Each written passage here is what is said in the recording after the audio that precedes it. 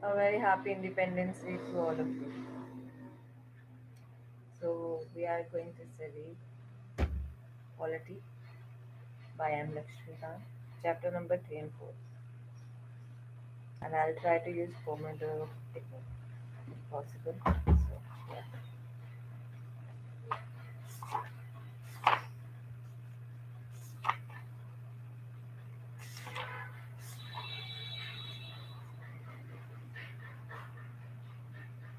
So, the chapter number 3 is salient features of the Constitution.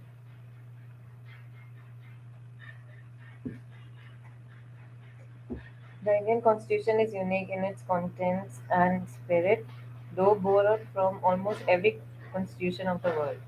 The Constitution of India has several salient features that distinguish it from the constitutions of the other countries.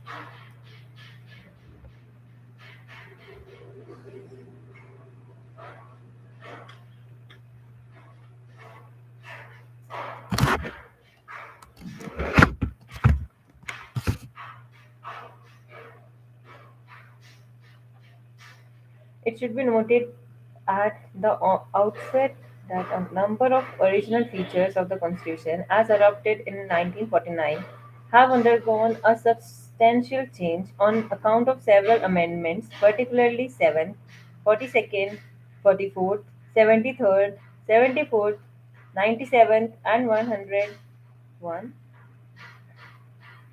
101st Amendments. In fact, the 42nd Amendment Act 1976 is known as mini constitution due to the important and large number of changes made by it in various parts of the constitution. However, in the Kesavananda Bharati case 1973, the Supreme Court ruled that the constituent power of Parliament under Article 368 does not enable it to alter the basic structure of the constitution. So this is my first reading, so I'm not really underlining it, but yeah, I'm just marking the points which I feel this is important and need to be written in my notebook. So yeah,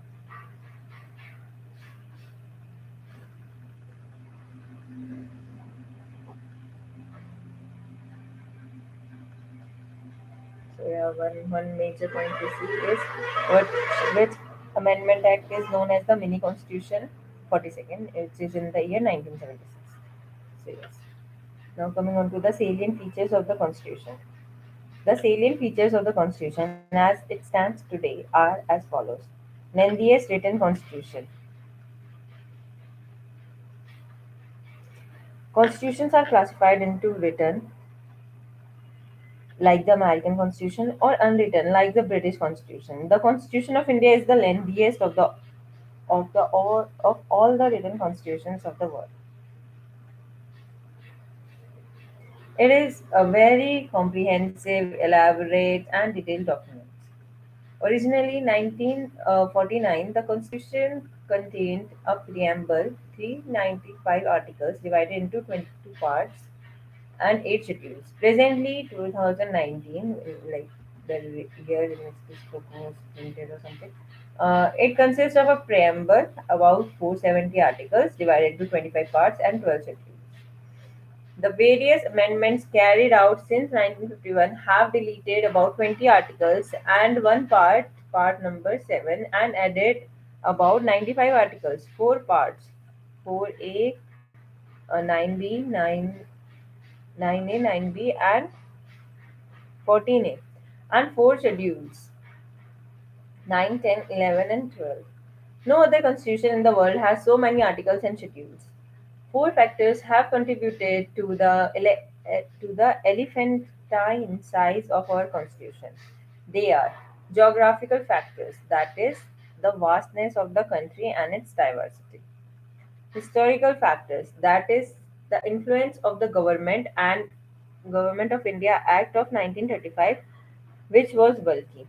Single constitution for both the center and the states. Dominance of legal luminaries in the Constituent Assembly. The Constitution contains not only the fundamental principles of the governance but also detailed administrative provisions. Further, those matters which in other modern democratic countries have been left to the ordinary legislation or established political conventions have also been included in the constitutional document itself in India. Okay, let's underline.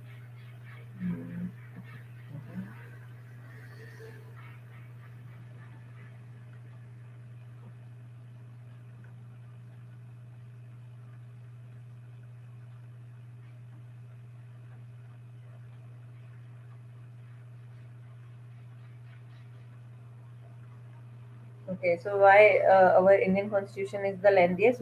There are like four factors: geographical factors, like the India is very vast, our India is very vast, and the historical factors, the influence of the government, like this the 1935 there was Government of India Act. It was very bulky, and the single constitution. It is only one constitution we have for center and the state, and the dominance of legal luminaries in the constituent assembly. This point I don't know. Let's just see later. And it is very detailed about administrative provisions as well, not only just the fundamental principles of governance.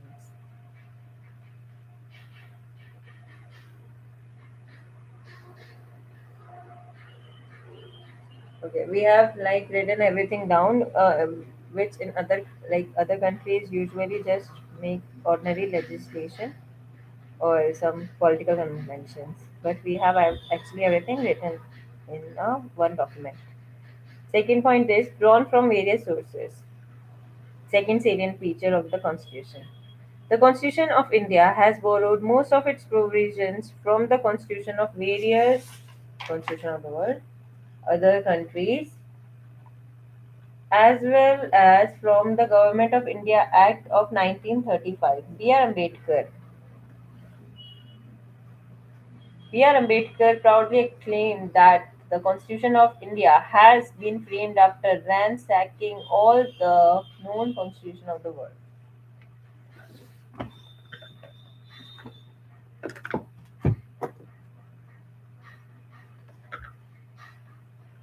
The structural part of the Constitution is, to a large extent, derived from the Government of India Act of 1935. The philosophical part of the Constitution, the fundamental rights and the directive principle of the state policy, derive their inspiration from the American and Irish constitutions, respectively. Okay, so the fundamental rights are from the American, and the DPSP are from the Irish constitutions. The political part of the constitution, like the philosophical part, okay, and we are dividing it like that. The political part of the constitution, the principle of the cabinet government, and the relations between the executive and the legislature has been largely drawn from the British constitution.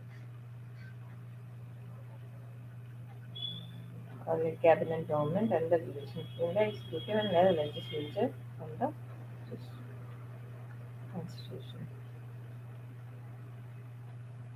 The other provisions of the Constitution have been drawn from the constitutions of Canada, Australia, Germany, USSR, now Russia, France, South Africa, Japan, and so on. The most profound influence and material source of the Constitution is the Government of India Act 1935. Okay, so it has influenced it very much. The federal scheme, judiciary, governors, emergency powers, and the public service commissions, and most of the administrative details are drawn from this act. So this act, okay, all these points. More than half of the provisions of the Constitution are identical to or bear a close resemblance to the Act of 1935. Okay. Blend of rigidity and flexibility is our third point. Constitutions are also classified into rigid and flexible. A rigid constitution is the one that requires a special procedure for its amendment, as for example, the American Constitution. So it will require a special procedure for its amendment. A flexible constitution, on the other hand, is the one that can be amended in the same manner as the ordinary laws are made, for example, the British Constitution. So American is your rigid and British is your flexible. The Constitution of India is neither rigid nor flexible, but a synthesis of both. Article 368 provides for two types of amendments. Article number you have to actually remember 368. Some provisions can be amended by a special majority of the parliament, that is, okay, so we have to learn this special majority as well. A two-third majority of the members of each house present and voting, and a majority of the total membership of each house. Two-third majority of the members of each house present and voting, and majority of the total membership of each house.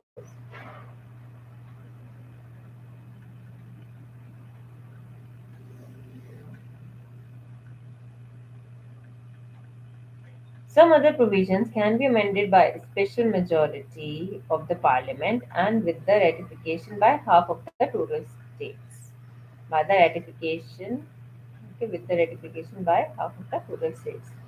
There are two types of ways in which we can amend. At the same time, some provisions of the Constitution can be amended by by a simple majority of the Parliament in the manner of ordinary legislation process. Notably, these amendments do not come under Article 368. Okay. Federal system with unitary bias. The Constitution of India establishes a federal system of government. It contains all the usual features of a federation, namely two government, division of powers, written constitution, supremacy of the constitution, rigidity of the constitution, independent judiciary, and bicameralism.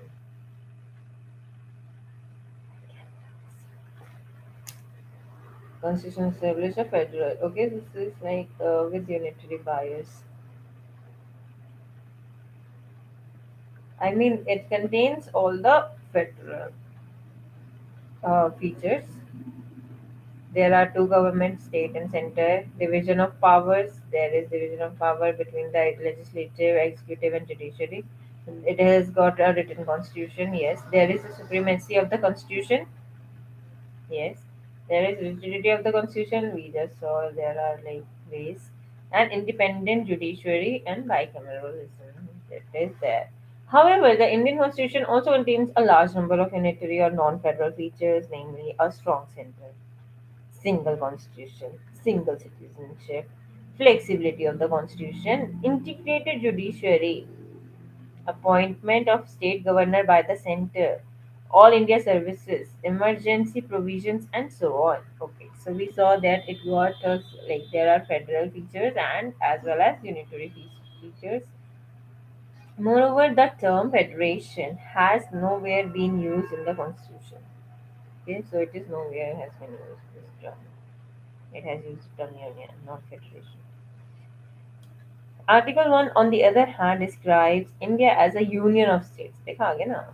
Union of states. Article 1 says this, which implies two things. One, Indian Federation is not the result of an agreement by the states, and two, no state has the right to secede from the federation.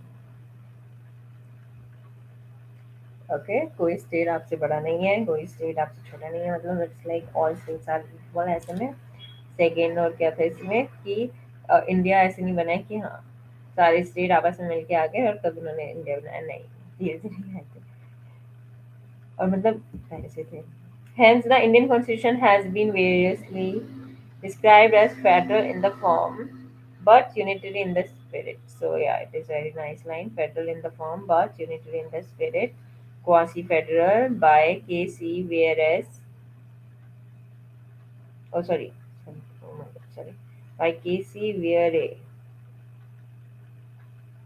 bargaining federalism by Morris Jones. Cooperative federalism by Granville Austin. Granville Austin. Federation with a centralizing tendency by Ever Jennings and so on. So our constitution has got various names.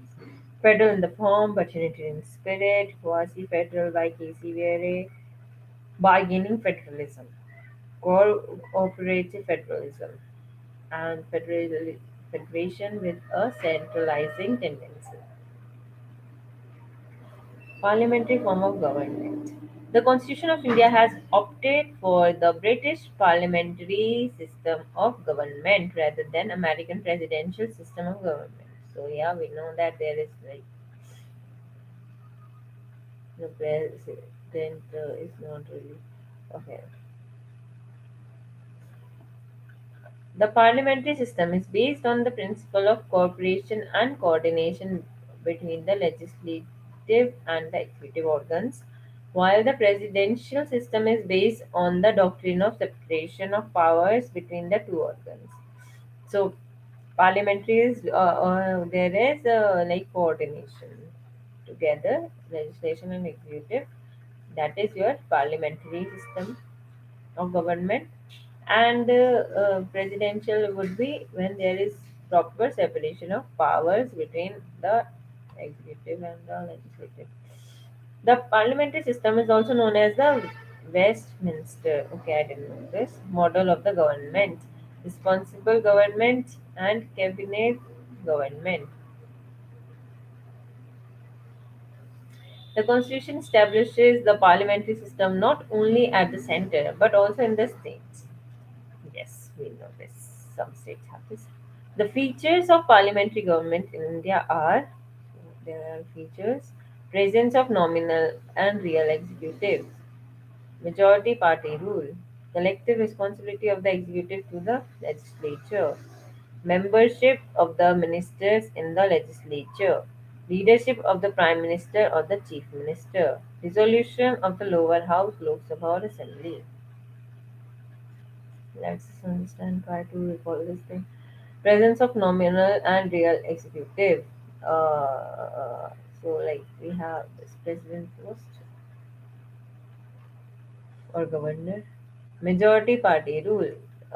Your like party should have won the majority of the seats, and collective responsibility of the executive to the legislature.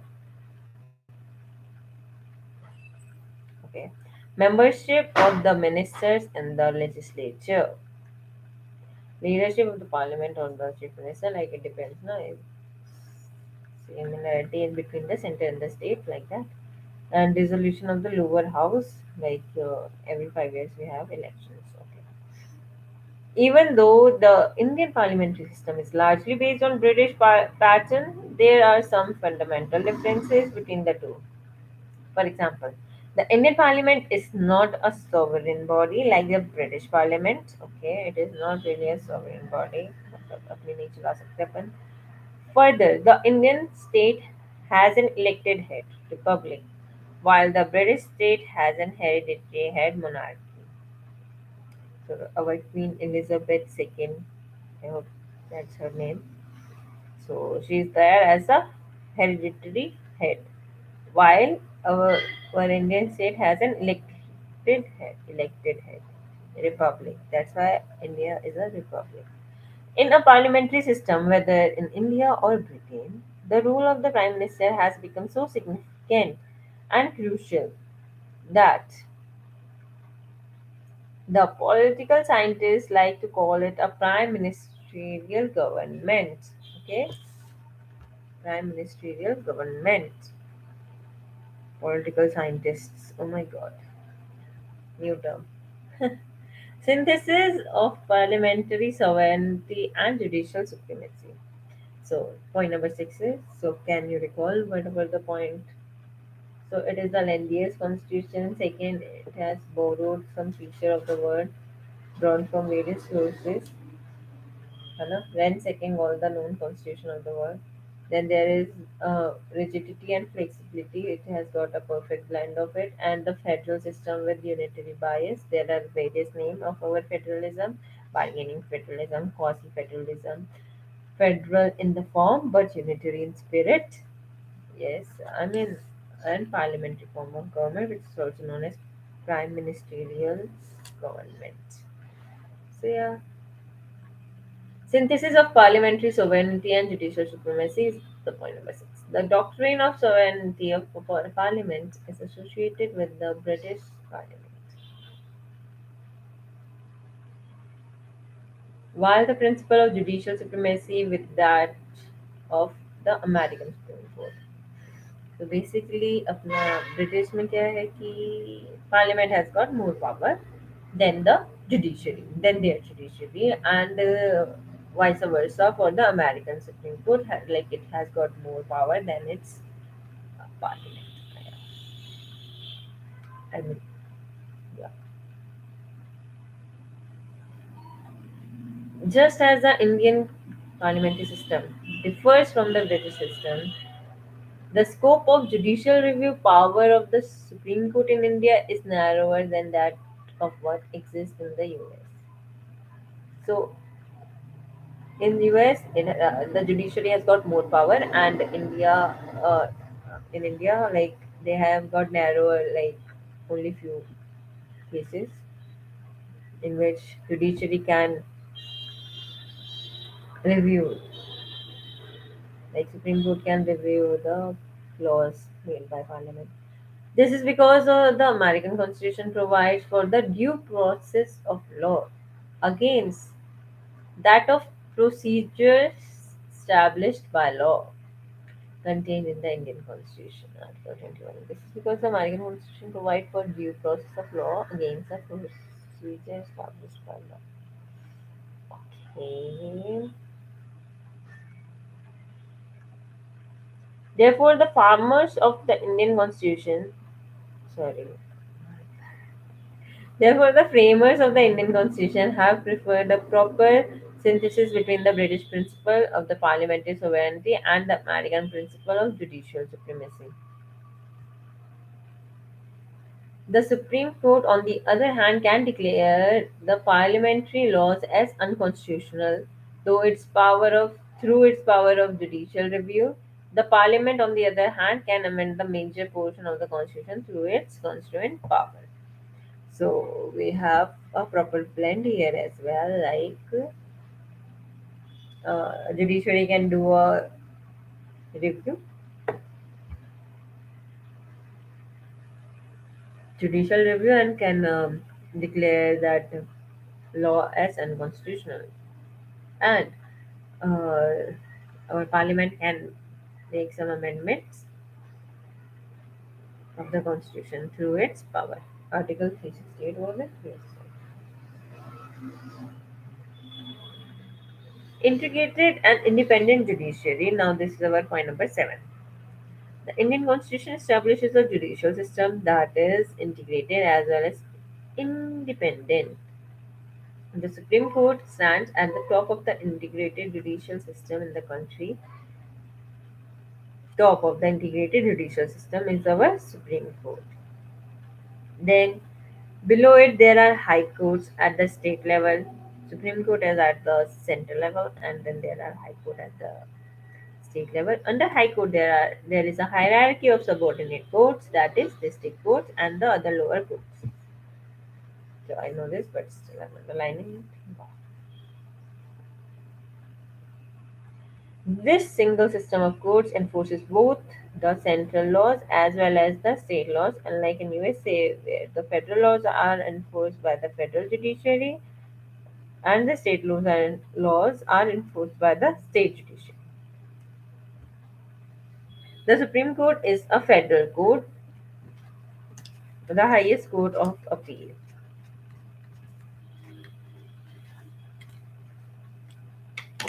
The guarantor of the fundamental rights of the citizens and the guardian of the constitution. So Supreme Court is our, it is giving us guarantee of fundamental rights, and it is a guardian of the constitution. It is guarding the constitution. And one more thing was there.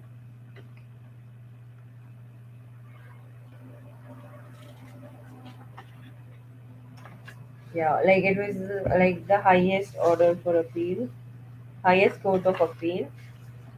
Okay. Hence, the Constitution has made various provisions to ensure its independence, security of tenure of the judges, fixed service conditions for the judges, all the expenses of the Supreme Court charged on the Consolidated Fund of India, prohibition on discussion on the conduct of judges in the legislatures, ban on practice after retirement, power to punish for its contempt vested in the Supreme Court, separation of the judiciary from the executive, and so on. So, like, judiciary is in power, so yeah, it is clearly mentioned here. Integrated and independent judiciary. So, integrated as in we have integrated system levels, and then there is things which are already mentioned in the constitution. Not to discuss the salary of the judges, there is fixed tenure also, and expenses of the Supreme Court will be charged on CFI. Okay, and you cannot discuss conduct of judges on in the parliament, something else written like that. In the legislatures. Okay. 8 point fundamental rights. Part third of the Indian Constitution guarantees six fundamental rights to all the citizens. There were seven before, one is now just a normal legal right. So, right to equality, right to freedom, right against exploitation, right to freedom of religion, cultural and educational rights, right to constitutional remedy. Now, the articles. Right to equality, Article 14 to 18. Right to freedom, Article 19 to 22. Right against exploitation, Article 20 to 24. Right to freedom of religions, Article 25 28. Cultural and educational rights, 29 30. Right to constitutional remedies, Article 32. So, see, 18 के बाद 19, 19 फिर 22 के बाद 23, फिर 24, 25, 28, 29, 30, 30. There is like Article 31 नहीं है. बाकी it is in like in series continuity. So you will remember the order. Equality सबसे पहले, फिर फ्रीडम, फिर अगेंस्ट एक्सप्लॉइटेशन, फिर आपको रिलीजन मिल जाएगा, फिर आपको कल्चरल और एजुकेशनल मिल जाएगा, और फिर रेमेडीज आ जाएंगी.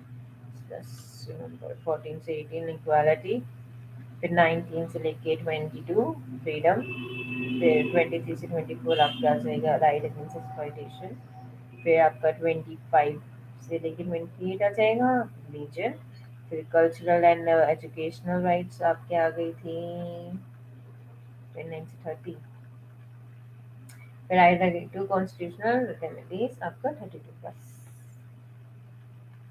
The fundamental rights are meant for promoting the idea of political democracy. Promoting the idea of political democracy. They operate as limitations on the tyranny of the executive and arbitrary laws of the legislature.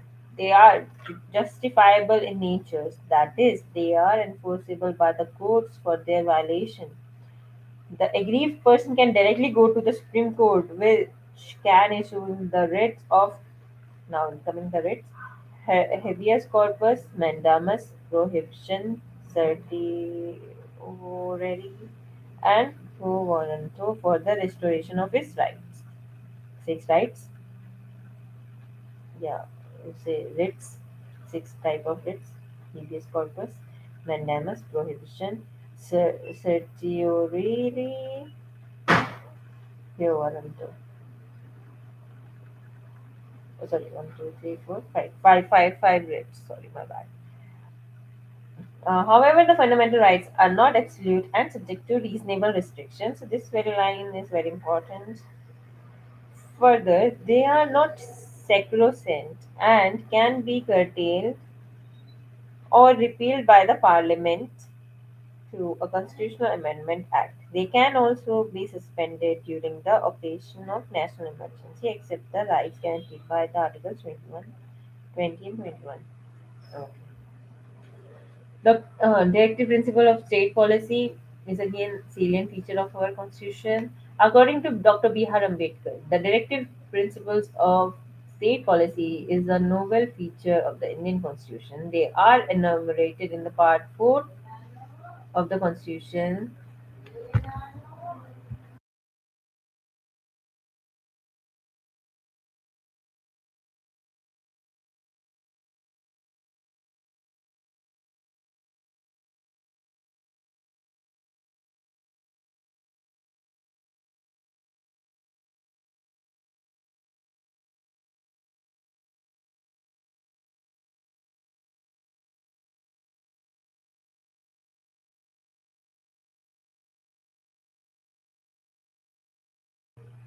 So, guys, 30 minutes are there. So, I'm going to take a break of 5 minutes.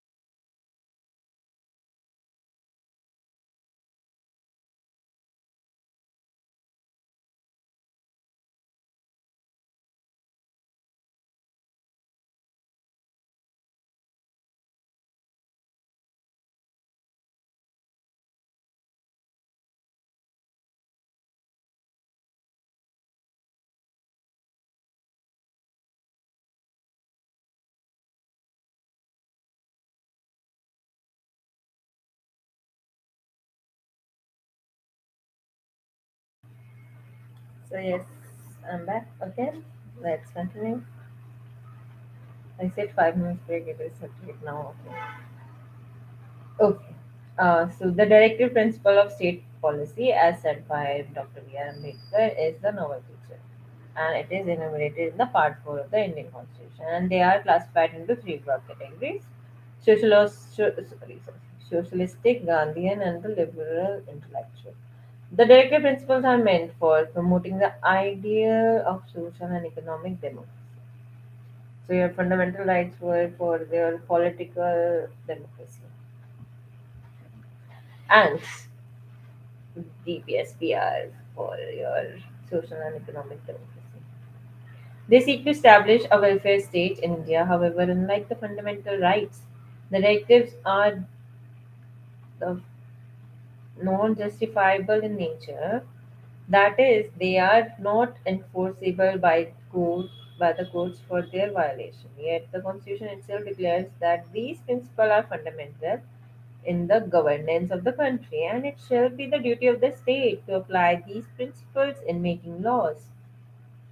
Hence, they impose a moral obligation on the state authorities for their application, but the real force sanction behind them is political, that is, public opinion.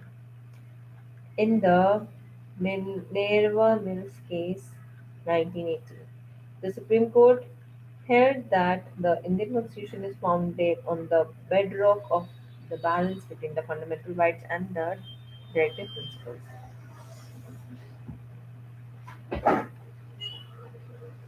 Now, coming on to the fundamental duties, part point number 10. The original Constitution did not provide for fundamental duties of the citizens.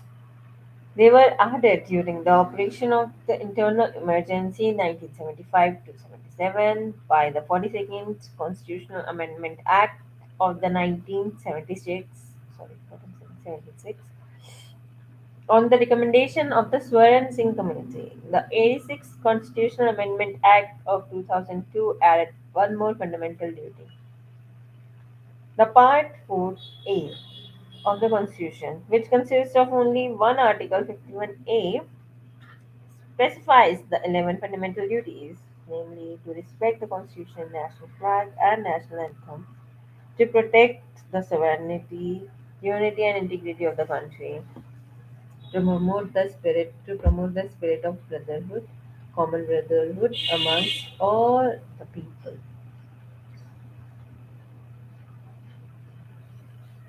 to preserve the rich heritage of our composite culture, and so on. The fundamental duty serves as a reminder to the citizens that while enjoying their rights, they have also to be quite conscious of duties they owe to their country, their society, and to their fellow citizens. However, like the directive principles, the duties are also non justifiable in nature. 11.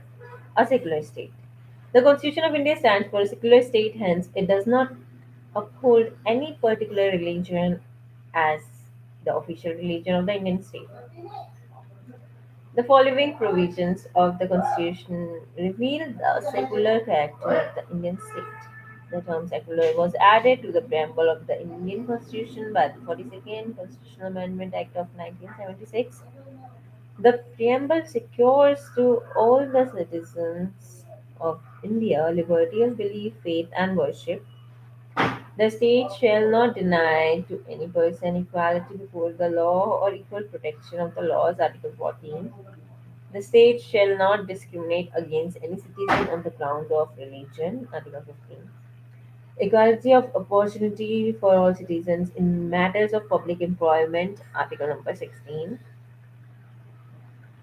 All persons are equally entitled to freedom of conscience and the right to freely profess, practice, and propagate any religion, Article number 25. Every religious denomination or any of its section shall have the right to manage its religious affairs, Article number 26. No person shall be compelled to pay any taxes For the promotion of a particular religion, Article 27, no religious instruction shall be provided in any educational institution maintained by the state, Article 28. Any section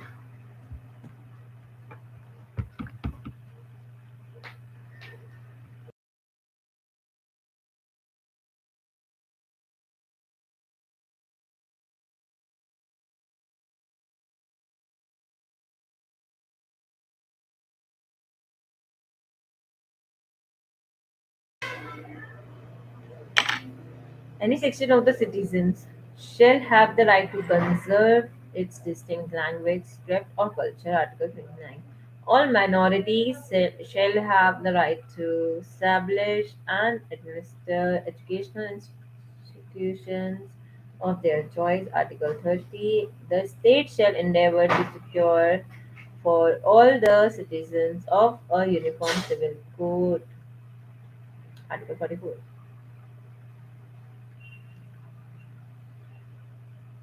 Uniform civil code. That's something I don't know. The Western concept of secularism connotes a complete separation between the religion, the church, and the state, the politics. This negative concept of secularism is inapplicable in the Indian situation where the society is multi-religious. Hence, the Indian constitution embodies the positive concept of secularism, that is giving equal right to all the religions or protecting all religions equally. Moreover, the constitution also has also abolished the old system of communal representation, that is reservation of seats in the legislatures on the basis of religion. However, it provides for the temporary reservation of seats for the scheduled caste and scheduled tribes to ensure adequate representation to them. Okay. Like I know Uniform Civil Code is in state of Goa, but not entire India, so like I just mentioned that. Universal adult franchise. Point number 12. There are 17 points. So yeah. The Indian Constitution adopts universal adult franchise as a basis of elections to the Lok Sabha and the state legislative assemblies. Every citizen who is not less than 18 years of age has a right to vote without any discrimination of caste, race, religion, sex, literacy, wealth, and so on. The voting age was reduced to 18 years from 21 years in 1989 by the 61st Constitutional Amendment Act of 1988. So it was 21 before. I was reduced to 18 by the 61st Constitutional Amendment of 1988. Okay. So yeah, maybe the act was in 1988. It was actually implemented in 1989. Okay. The introduction of universal adult franchise by the constitution makers was a bold experiment and highly remarkable in the view of the vast size of the country, its huge population, high poverty, social inequality, and overwhelming illiteracy. Universal adult franchise makes democracy broad based, enhances the self respect and prestige of the common people, upholds the principle of equality, enables minorities to protect their interests, and opens up new hopes and vistas for weaker sections. Point number 13, single citizenship. Though the Indian constitution is federal and envisages a dual polity, central and states, it provides for only a single citizenship, that is the Indian citizenship. So I cannot say like, yeah, I have got Indian citizenship and Uttarakhand citizenship. It is not like that. It is only one. I've got one citizenship, one passport. That is it. In countries like USA, on the other hand, each person is not only a citizen of USA but also a citizen of the particular state to which he belongs. I mean, I don't want to sound mean or something, but people in USA are very confused about this dual citizenship. Like few. I mean, I've seen some videos.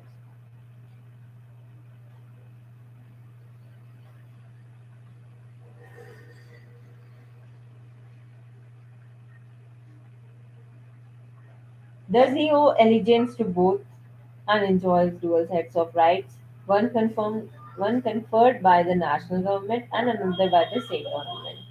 In India, all citizens, irrespective of the state in which they are born or reside, enjoy the same political and civil rights of citizenship all over the country, and no discrimination is made between them, despite the constitutional provision for a single citizenship and uniform rights for all the people.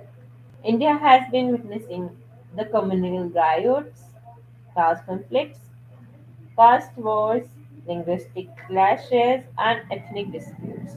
This means that the cherished goal of the constitution makers to build a united and integrated Indian nation has not been fully realized. Yes, very true. They have made they thought everything to make India, a united, integrated, and a whole, as a whole nation. But there are still so many conflicts among people, among its own people. There are riots in the name of community, and there are class conflicts. I don't know like which class they're talking about, but yeah, class conflicts. Rich and poor, maybe, I don't know. The caste wars, obviously. We still face this casteism in India, and there is this linguistic clashes. Yeah, you start saying like, why are you teaching in English? Teach in Hindi, and then the teacher will say, oh, I can teach in Tamil as well. So do you understand Tamil? And this is Tapsi Tamil's dialogue. Yeah, मेरे को तमिल भी आती है तमिल आता yeah. So there is always this linguistic clash has been there since 1956 and before that also. And there is this ethnic disputes, obviously, if you do like this, and yeah, this is it's just the continue with it. Independent bodies, point 40. The Indian Constitution not only provides for legislative, executive, and judicial organs of the government, central and state, but also establishes certain independent bodies. They are envisaged by the Constitution as the bulwarks of the democratic system of the government in India. These are so like there are so many bodies which could be uh, used for for the democratic system of government in India.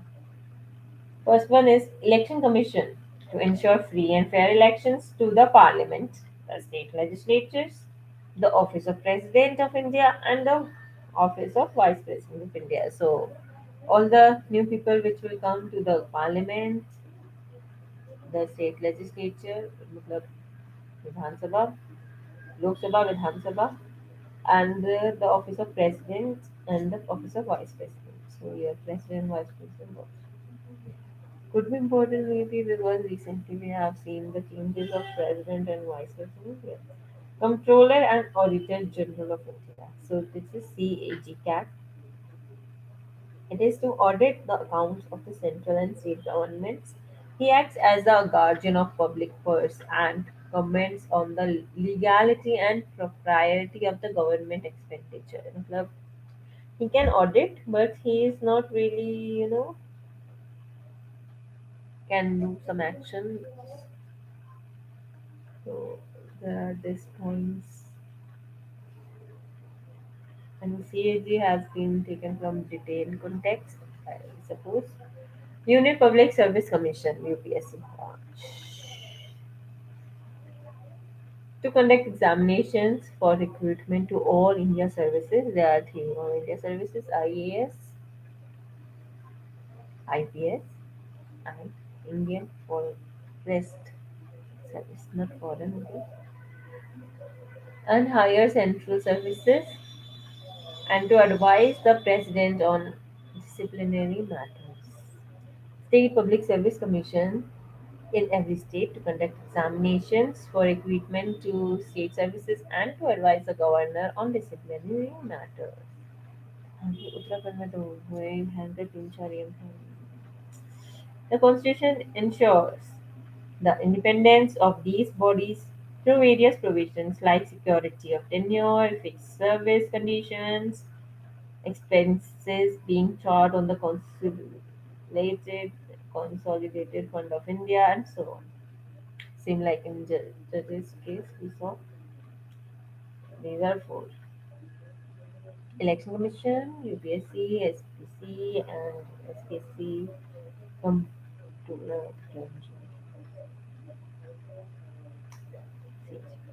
emergency provisions. Point 15. We are almost at the end. Yeah. The Indian Constitution contains elaborate emergency provisions to enable the president to meet any extraordinary situation effectively. The rationality behind the incorporation of these provisions is to safeguard the sovereignty, unity, integrity, and security of the country, the democratic political system, and the constitution.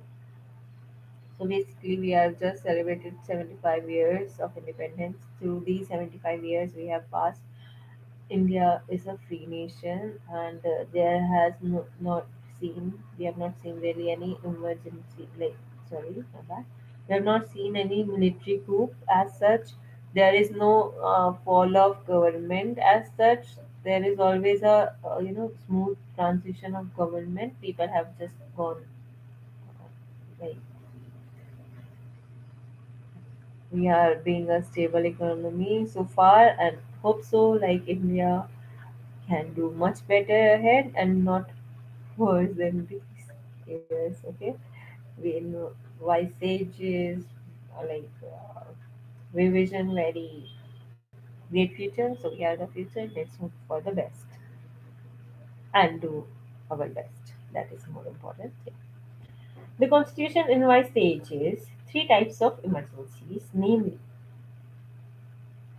national emergency on the ground of war or external aggression or armed rebellion, Article 352. State emergency, President's rule on the ground of failure of constitutional machinery in the states or failure to comply with the directions of the center. Article 356 and 365 just reverse the last three digits. And financial emergency on the ground of threat to the financial stability or credit of India. Article 360. During an emergency, the central government becomes all powerful and the states go into the total control of the center. It converts the federal structure into a unitary one without a formal amendment of the constitution. This kind of transformation of the political system from federal during normal times to unitary during emergency is a unique feature of Indian constitution. So whenever there is this emergency, no,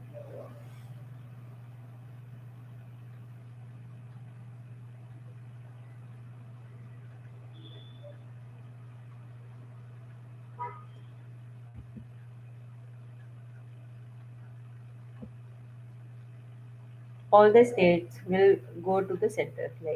I mean, what to say is like all the states will go into the control of the center, so it will become unitary in nature because unitary means what? Center is the supreme power.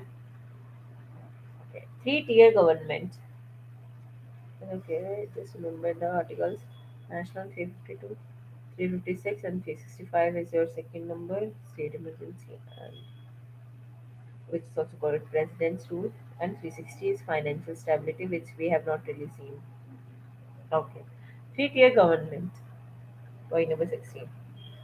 Originally, the Indian Constitution, like any other federal constitution, provided for a dual polity and contained provisions with regard to the organization and powers of the center and the states. It is the 73rd and the 74th Constitutional Amendment Acts 1992 have added a third tier of government, that is local, which is not found in any other country constitution of the world. The 73rd Amendment Act of 1992 gave constitutional recognition to the panchayats, rural local governments, by adding a new part 9 and a new schedule 11. to the Constitution. Similarly, the 74th Amendment Act of 1992 gave constitutional recognition to the municipalities, urban local bodies, urban local governments by adding a new Part 9A and a new Schedule 12 to the Constitution. So, in the starting, also, we talked about how there are new articles have been added, new parts, and new schedule have been added. I'm, I know, like, I'm reading it like for the first time, but I know the stories. That's why I'm kind of revising. But whenever you are reading it for the first time, you just go through it entire time like fast, in like 30 minutes, one chapter. I'm also revising and underlining, so it is taking time. Okay, so there were eight schedules. Now there was schedule number nine, I guess, just added, and originally there were,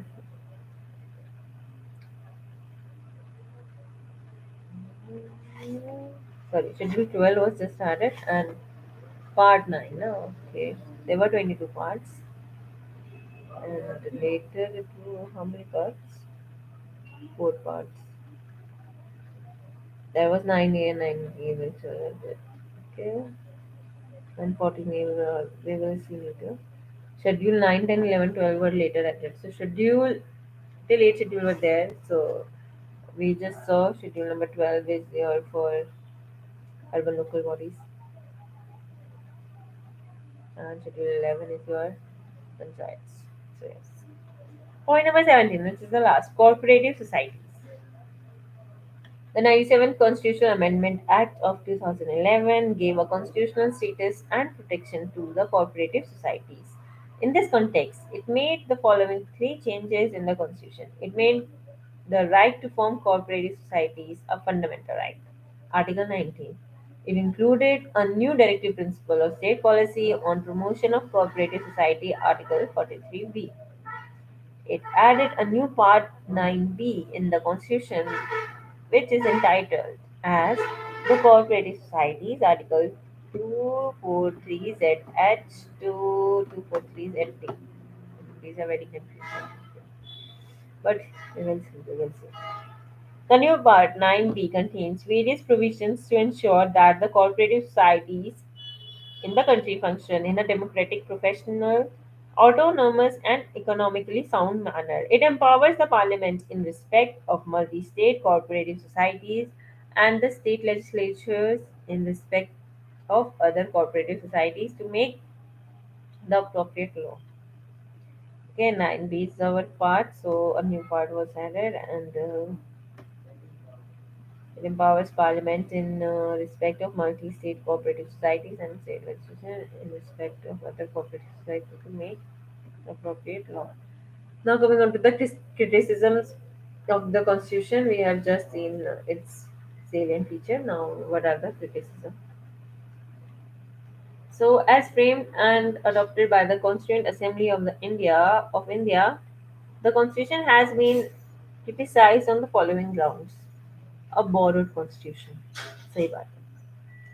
The critics opined that the Indian Constitution contains nothing new and original. They described it as a borrowed constitution, or as a bag of borrowings, or a hodgepodge constitution, or a patchwork of several documents of the world constitutions.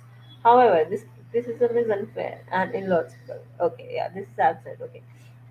This is because the framers of the constitution made necessary modification in the features borrowed from other constitutions for their suitability to the Indian conditions. So yeah, Indian context is very different. We are different people. We think differently from the rest part of the world. So that's why they made certain changes which were required, and which are passing, like, which are doing really well in the present context as well.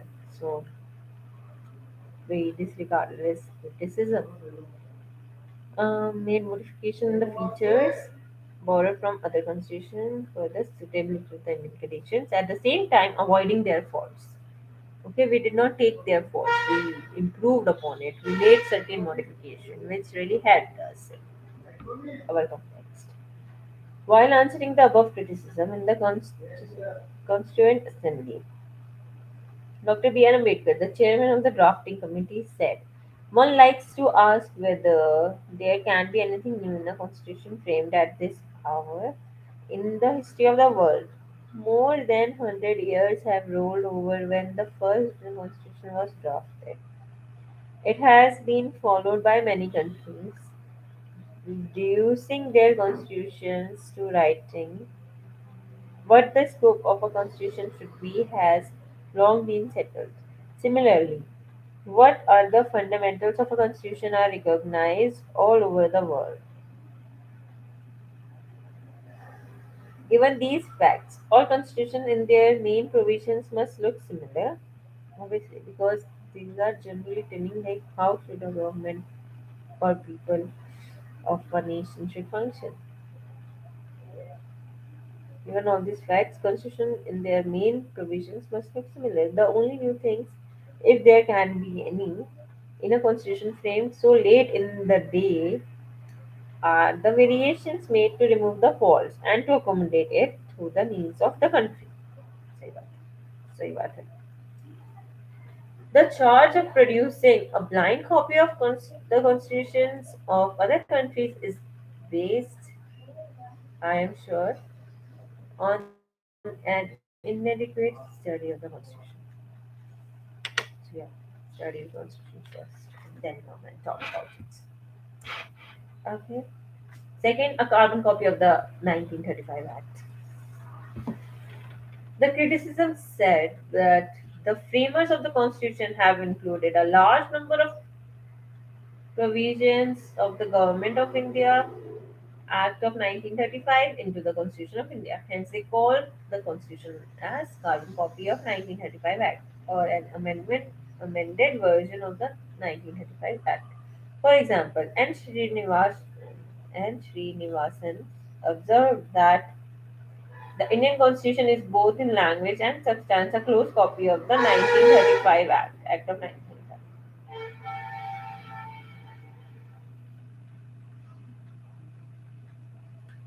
Similarly, Sir Ivor Jennings, a British constitutionalist,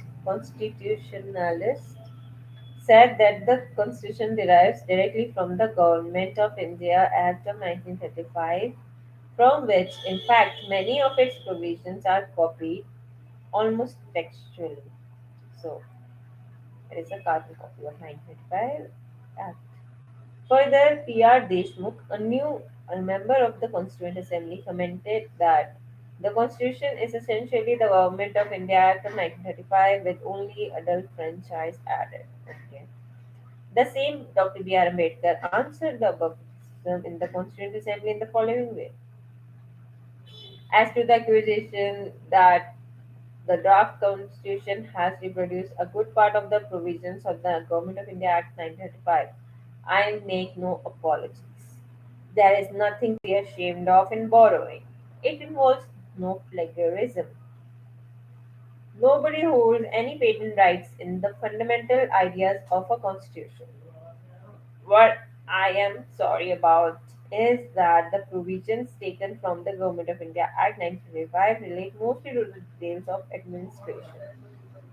What that guy could do? Nothing, because everything was already written. So, constitution is basically a document which contains the rules, laws, everything.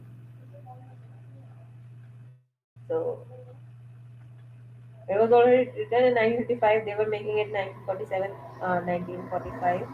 So, it could relate. So, yeah. Un-Indian or anti-Indian. According to the critics, the Indian Constitution is un-Indian or anti-Indian because it does not reflect the political traditions and the spirit of India. They said that the foreign nature of the Constitution makes it unsuitable to the Indian situation or unworkable in India. I would disagree because it is still working. It is 75 years past this. I won't say 75. We are like 2 3 years behind. Okay, Republic Day is coming. Yeah. They said that the foreign nature and they were not workable. Okay. In this context, K. Hanumanthaya,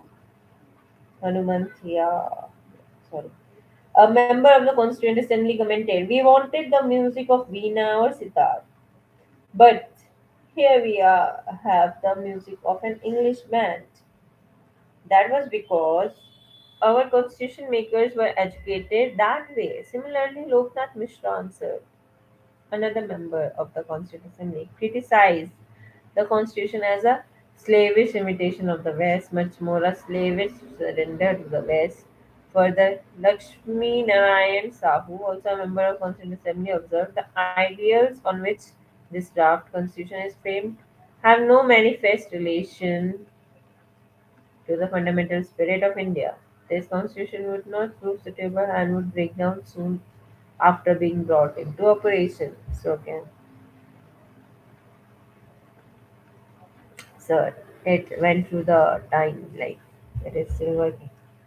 An un-Gandhian constitution? Okay, let's see.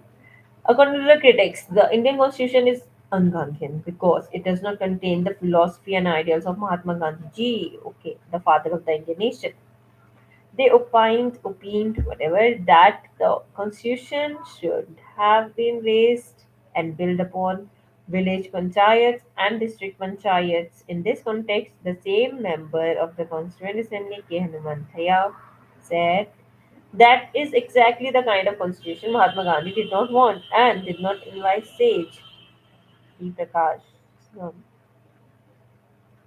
Another member of the Constituent Assembly attributed this lapse to Ambedkar's non-participation in the Gandhi movement and the antagonism towards the Gandhian ideas. So this could be debatable, but we have, included from like 73rd and 74th. So the local bodies have also been incorporated. I didn't see any point now. Elephantine size. The critics stated that the Indian constitution is too bulky and too detailed and contains some unnecessary elements. Sir Ivo Jennings, a British constitutionalist, observed that the provisions borrowed were not always well selected and that the constitution, generally speaking, was too long and complicated. That's why they made seduce. I don't know. In this context, H.V. Kamath, a member of the Constituent Assembly, commented, "The emblem and the crest that we have selected for our assembly is an elephant. It is perhaps in consonance with that our constitution too is the bulkiest and the word that the word has produced." He also said, "I'm sure the House does not agree that we should make Constitution an elephantine one. We have the emblem and the crest. We have elephant. Paradise of the lawyers. According to the critics, the Indian Constitution is too legalistic and very complicated. They opine that the legal language and phraseology adopted in the Constitution makes it a complex document.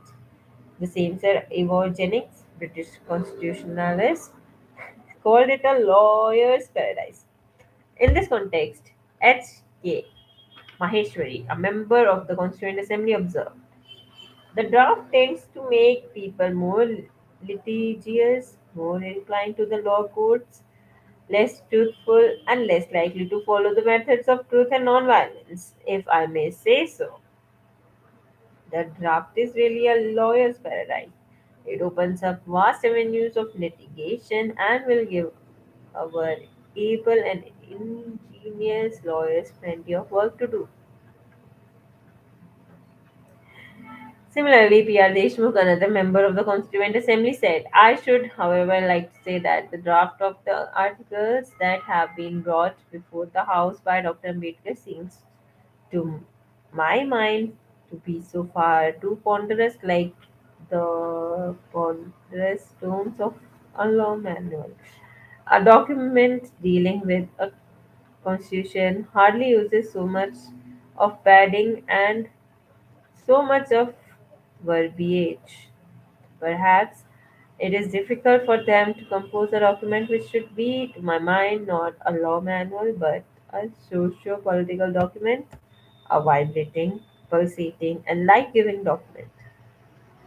But to our misfortune, that was not to be, and we have been burdened with so much of words and words which could have been very easily eliminated.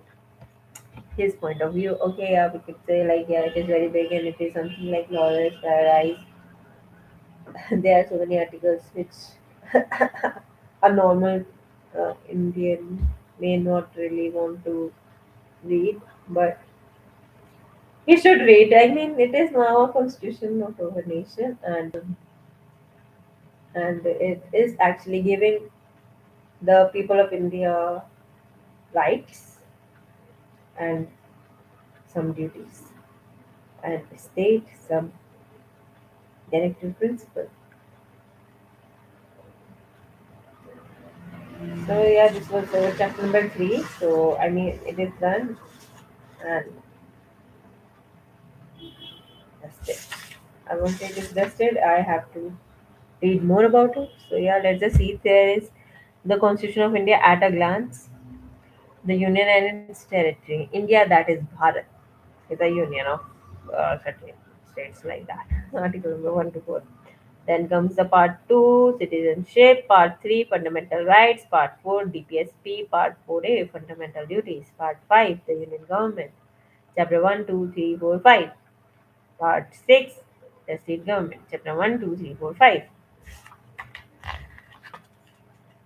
Then part 6, oh sorry, chapter 6 is also there, which is the subordinate courts. Part 7, the states in part B of the first schedule, which is deleted. Okay.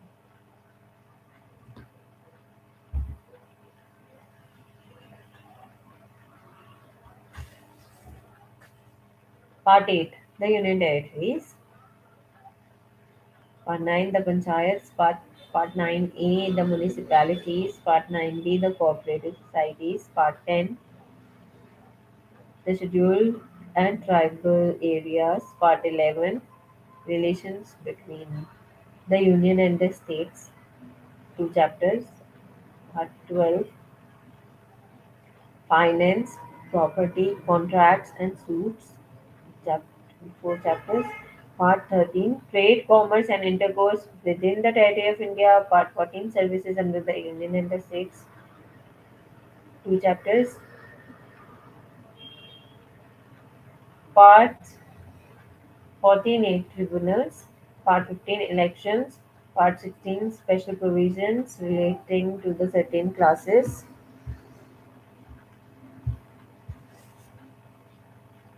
Um, one second. Part 17, official language. 4 chapters. Part 18, emergency provisions. Part 19, miscellaneous. Part 20, amendment to the constitution. Part 21, temporary, transitional, and special provisions. Part 22, short title, commencement, authoritative text in Hindi, and repeals. Okay. Break time.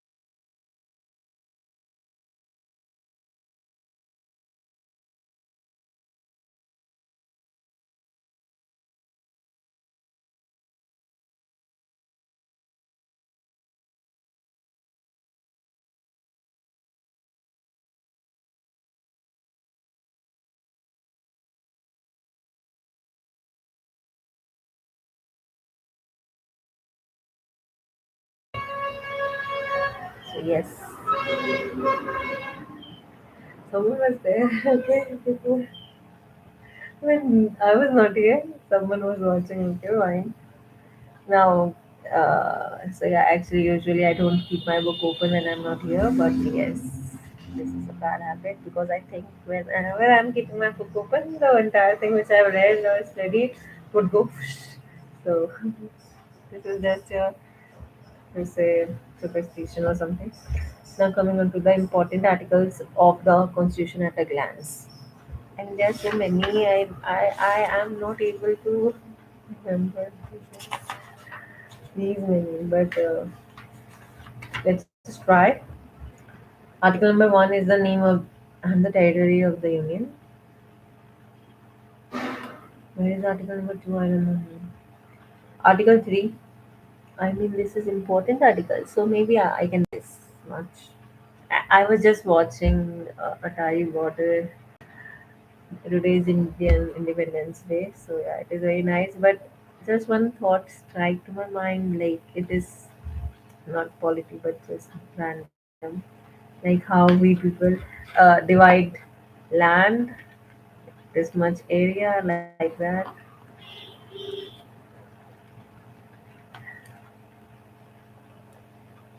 Yeah, but it is what it is. It has always been like this. So yeah, person who has more land, more powerful. Person who has less land, less powerful. Though, like I don't see think that Mother Earth would have actually really thought she's just giving us all, and we are not judicially using her resources, just exploiting it. So something, and I just saw like notice one eye. My one eye is smaller than the other.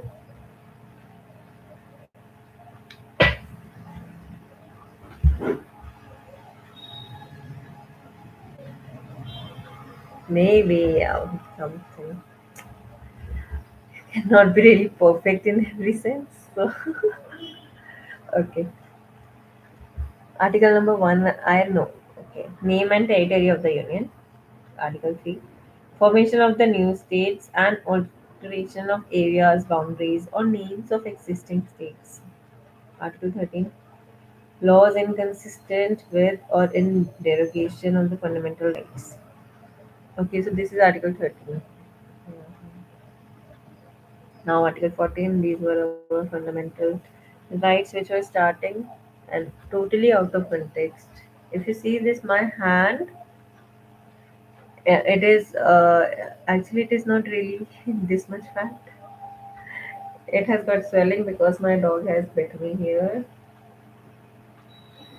I am actually, anti-rabies vaccinated, so that is done. But let's see, maybe I'll get one shot, booster dose, or maybe something like that. Yeah, it happens. I was being careless of my mistake. My dog is very good. I don't want to get rabies though. Safe everyone. Okay. Now, Article 14, equality before law. Article 16, equality of opportunity in the matters of public employment. So this is very important. Article 16, we want job. Article 17, abolition of untouchability. So this is actually still prevalent in India. Yesterday I saw this post that a child was drinking water from a teacher's, like you could say, bottle or some pot, and he was beaten, and after 23 days he actually died because of his beating. क्या ही हो जाता किसी प्यासे को पानी देने से। आप चाहे कितने भी अपने आप को you think of yourself as supreme being, you are just a normal human being, nothing more than that. We all got some eyes, nose, mouth, hands, legs, everything. He was beaten so brutally, and yeah, he died just because he belonged to a certain caste or category. I don't understand this thing. Similarly, with uh, regional violence, cultural violence, again, you are just a normal human being, so behave like one. Don't consider yourself like, yeah, nothing. Seriously, guys, people need to, reevaluate how they think, how they judge themselves. I don't understand. That poor child just he died only because he drank water. If that teacher name, like in name, he's a teacher. If he would have been a real teacher, he would have taught students to consider each and everyone as a human, because in school all of us would like are directed to wear one uniform which totally means that everything is uniform equal. So again,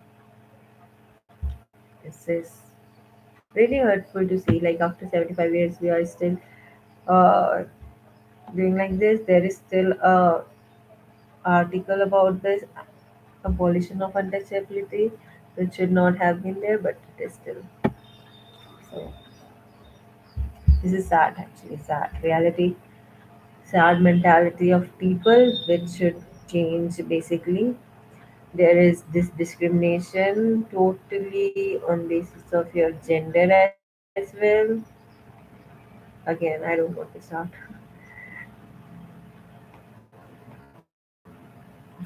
Now, Article 19, protection of certain rights regarding freedom of speech. So your freedom of speech has got certain reasonable restrictions. You cannot go and say, oh, and so. You should not hurt others' sentiments. That is there, which was Article 19. Okay. Article 21, which is very, very important, protection of life and personal liberty. Okay, don't come near my space. Yes, my personal liberty. And protection of life. Article which would just two articles, Article 20 and 21, which would be in case of any emergency, I guess. So yeah.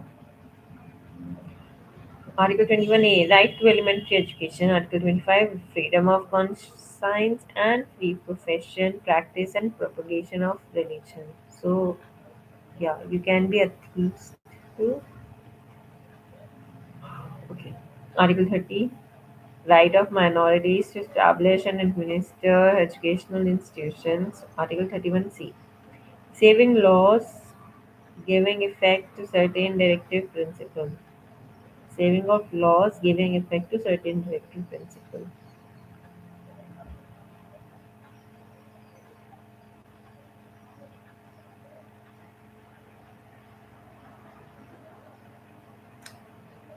Okay. Article 32, remedies for enforcement of fundamental rights, including writs. Actually, why I'm doing this YouTube thing, because it really helped me to concentrate. I don't really now. Before I used to look at the numbers, but now I just like uh, I should be consistent with my studies mainly, and meanwhile I am uploading as well. So if certain in near future my channel boost and there is views, people are actually getting lakhs and lakhs from just your videos as well, from just videos only. So that is really great. I'm not a influencer or something, but just some random student. So yeah, that might change, you never know. I would. I am creative, but it takes a lot of effort to edit. It is so easy to just go live and talk, and maybe I'm just studying, right? And yeah, you get views and subscribers first, then only it will monetize. That is certain fact. And actually, I saw. Consider, like, think of yourself making a YouTube video whenever, like, you just think that you are making a YouTube video, and then you will feel that okay, maybe people are watching me, and then you will be focused here. So this is another tip, you can say. Yes. So let's just continue with my articles. Now, toppers have read this book 17 times. I'm reading it for the first time. It is what it is. Now, saving of laws giving effect to certain directive principles. Article 32. Remedies for enforcement of fundamental rights, including writs.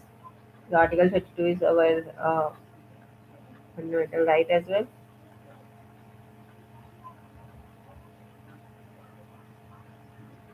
Constitutional remedies like that. Article 38. State to secure a social order for the promotion of welfare of the people.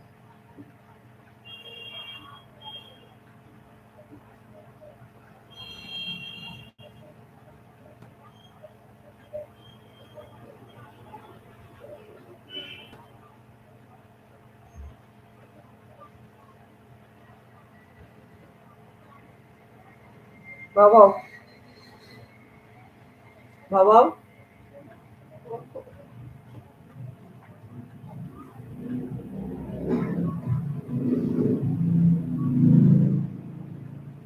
So my pet is here.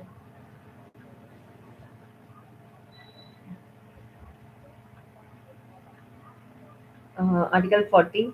Organization of village panchayats.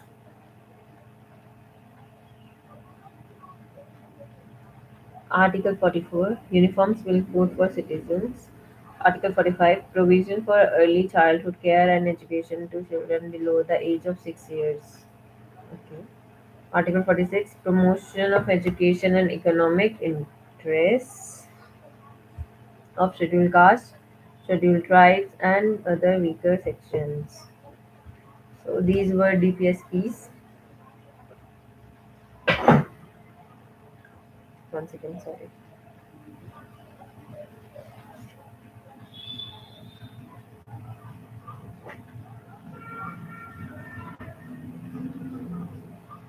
Yeah. Provision for early childhood care and education to children below the age of 6 years. Article 45. Article 46. Promotion of educational and economic interests of scheduled castes, scheduled tribes, and other weaker sections. Article 50. Separation of judiciary from executive.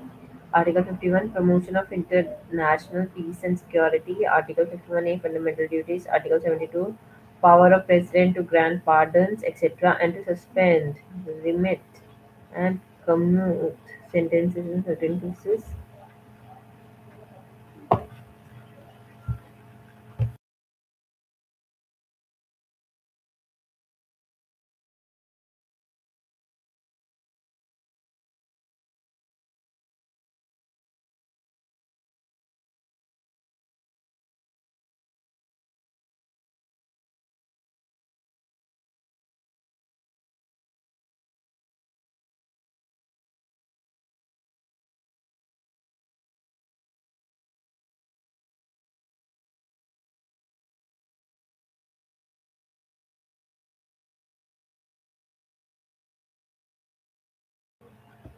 Okay.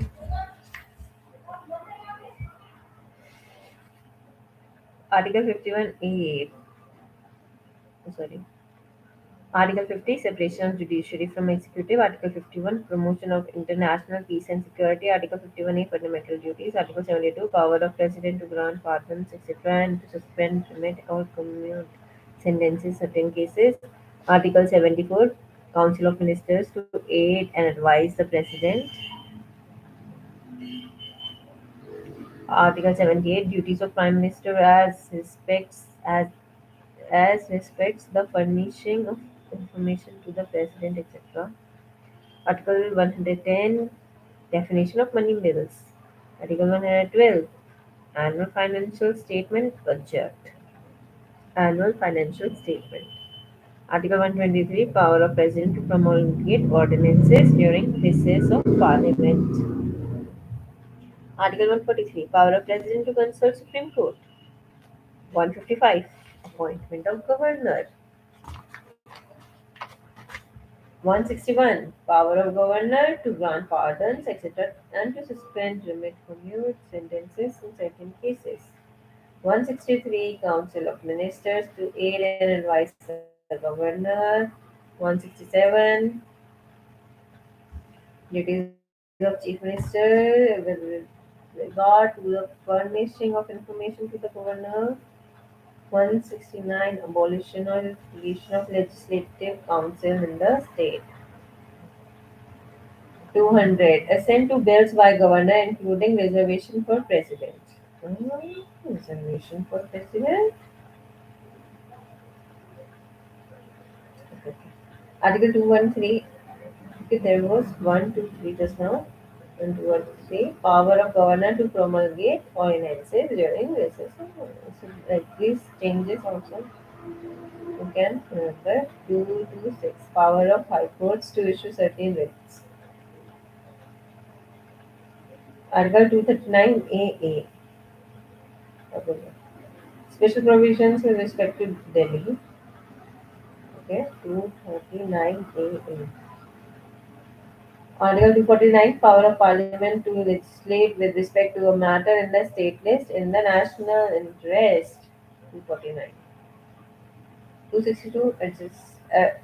Adjudication on disputes relating to water of interstate river or river valleys. So, Article 262.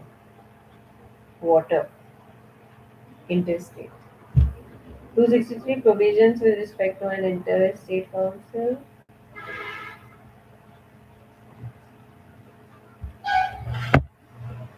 Okay.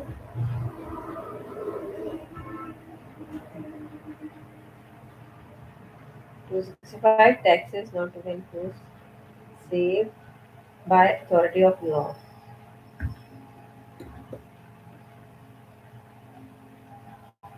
I'm drinking tea right now. Waiting till it gets cool enough. Article 275. Grants from Union to certain states. 280. Finance Commission. So this is 300. Suits and proceedings. 300A. Persons not to be deprived of property saved by authority of law. Right to property. Okay, this is not just like right to property is small title, but it is actually persons not to be deprived of property saved by authority of law. Article 311.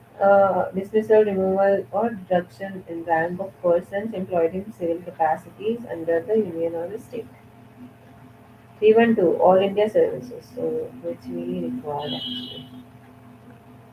So there was 123, which was for ordinance by president. This was 213 for the governor, and 312. If you see, this is all India services. Okay, nice trick. 315. Public Service Commission of the Union and for the state. 320. Functions of Public Service Commissions. 323A. Administrative Tribunals. 324. Superintendent's direction and control of elections to be vested in an election commission. 330. Reservation of seats for scheduled castes and scheduled tribes in the House of the People. Lok Sabha. 335. Claims of scheduled castes and scheduled tribes to the services and posts.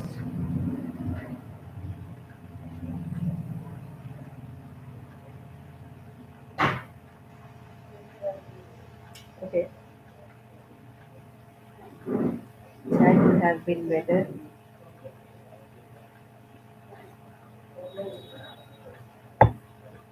but it is nice. Article 2, 352, Proclamation of Emergency, we saw. National Emergency 356, which was President's Rule. 360, Provisions as to Financial Emergency. 365,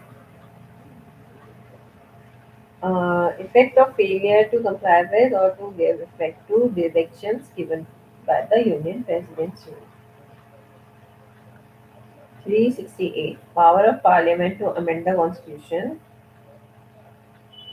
and procedure therefore. 370, Temporary provisions with respect to state of Jammu and Kashmir. I think it is. Oh, 370 we have repeal. So yeah, again it becomes important. No, it is repeal, I guess. I don't know. Schedules of Constitution at a glance. First schedule: names of the states and their territorial jurisdictions. Names of the union territories and their extent. Second schedule: provisions relating to the emoluments, allowances, privileges, and so on of the President of India, Governor of the State, Speaker and the Deputy Speaker of Lok Sabha, Chairman and the Deputy Chairman of the Rajya Sabha, Speaker and the Deputy Speaker of the Legislative Assembly in the states, the Chairman and the Deputy Chairman of the Legislative Council in the states, the judges of the Supreme Court of India, judges of the High Courts, and the Comptroller and the Auditor General of India. इन सबकी salary इनको क्या privileges होंगे सब second schedule में लिखा हुआ है third schedule forms of oaths or affirmation for union ministers candidates for the election to the parliament member of the parliament judges of the supreme court comptroller and auditor general of india CAD state ministers candidates for election of the state legislature the member of state legislature and the judges of the high court so इनका क्या oath होगा मैं सोचूंगा क्या बोलूँ fourth schedule है आपका allocation of seats in the Rajya Sabha to the states and the union territories मतलब कितनी यूनियन टेरिटरीज और स्टेट के पास कितनी कितनी होनी चाहिए ना सीट्स फिफ्थ में आ जाएगा आपका provisions related to the administration control of the scheduled areas and different tribes. Fifth is important. Sixth again is something tribal areas of Assam, Meghalaya, Tripura, and Mizoram. Fourth, northeastern state. Seventh is your division of power between the union and the states in terms of list 1, list 2, and list 3. List 1 is union, list 2 is state, list 3 is concurrent list. Presently, the union list contains 98 subjects, originally 97. The state list contains 59 subjects, originally 66, and the concurrent list contains 52, originally 47. There are 12 schedules, so each schedule language recognized by the constitution. So there were originally 40, but now there are 22 languages.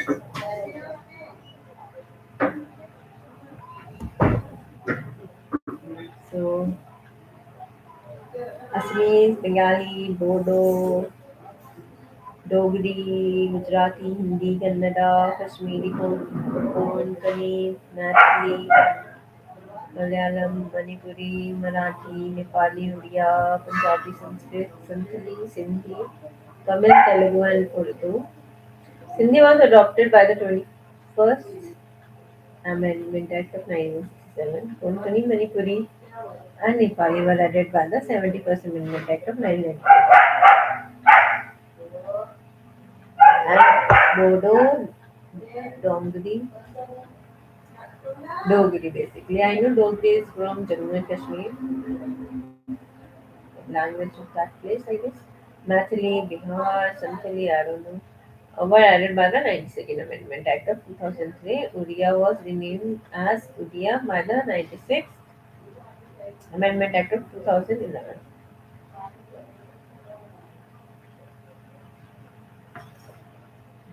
Now the ninth schedule is Acts and Regulation, originally 13 but presently 282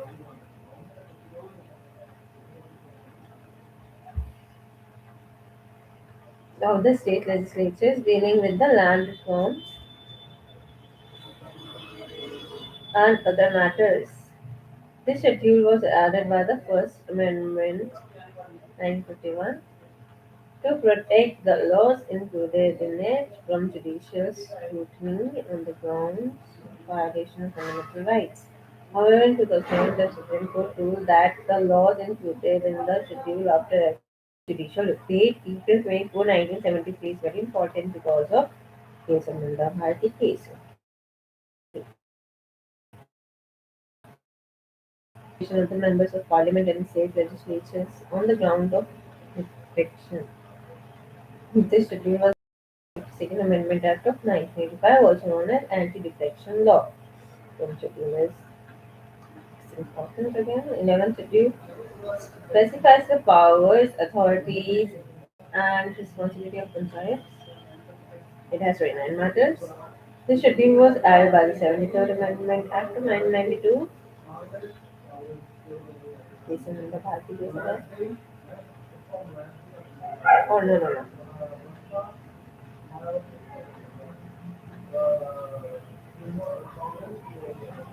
11th Amendment Act is for panchayats, but once again I'll just take this.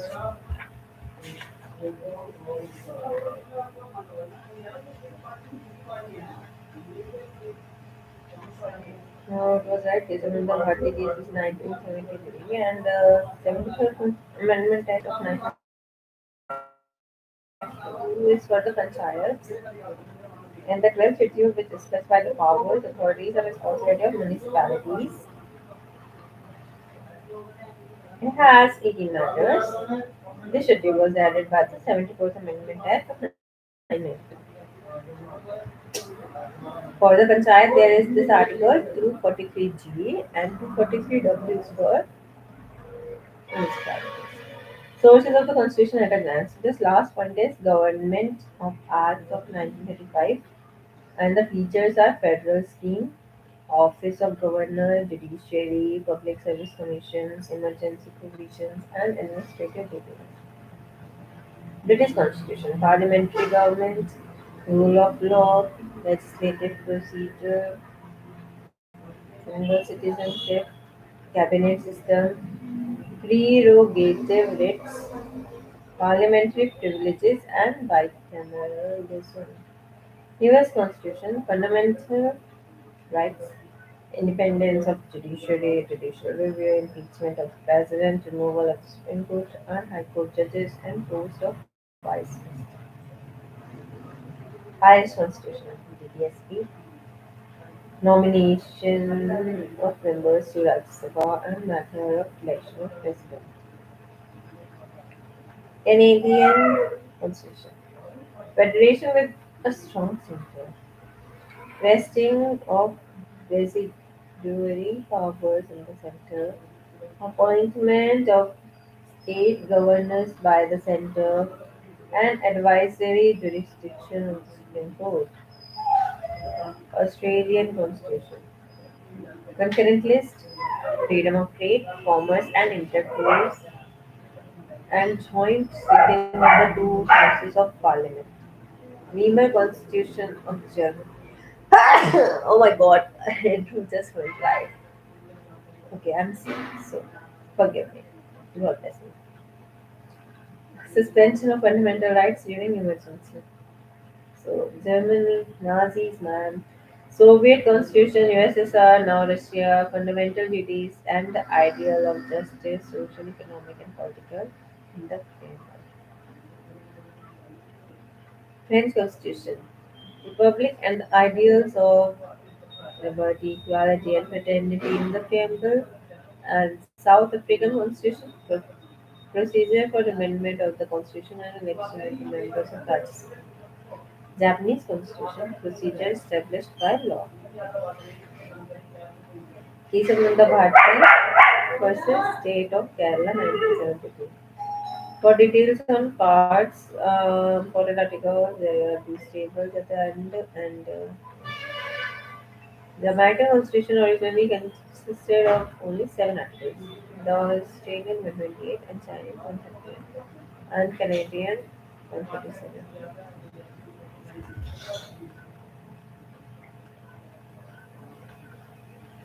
Australian 128, Chinese 138 and Canadian 147.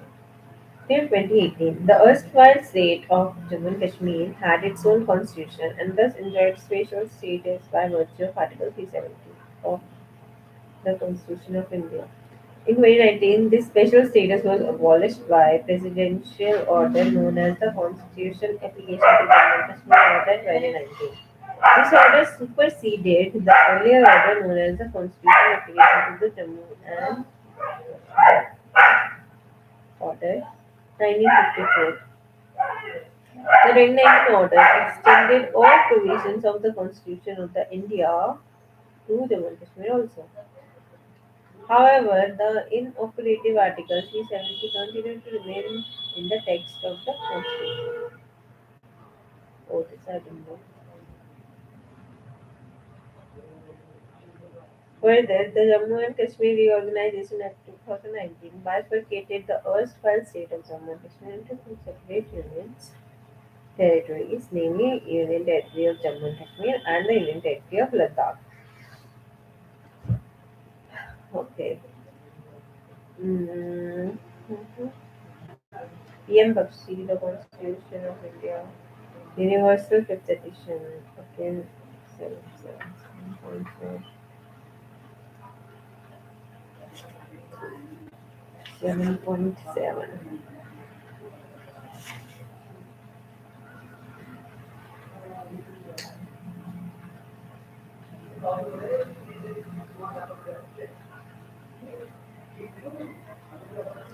Okay.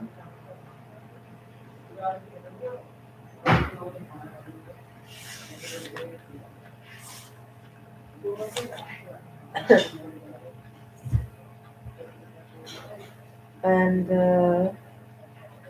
Brij Kishore Sharma, an Introduction to the Constitution of India, 7th edition, 2015. PHI Learning Private Limited. 9.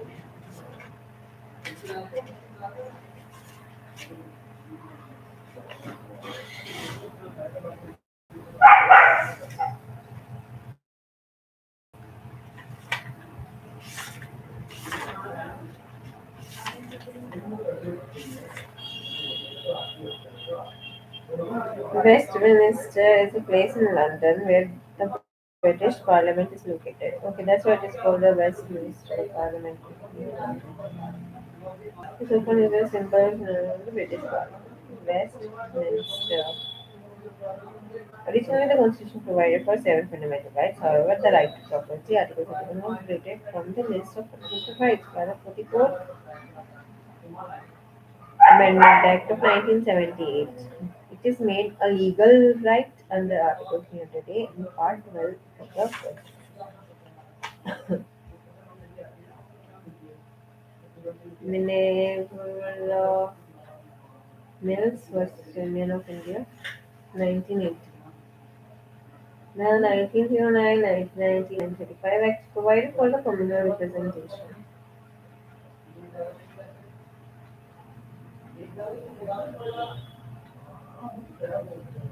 Even in the Western countries, the right to vote was extended only gradually. For example, USA gave franchise to women in 1920 only, Britain in 1928, Russia in 36, France in 45, Italy in 48, Switzerland in 71. So even before Italy, I guess, no, we gave it a little later, I guess, 14.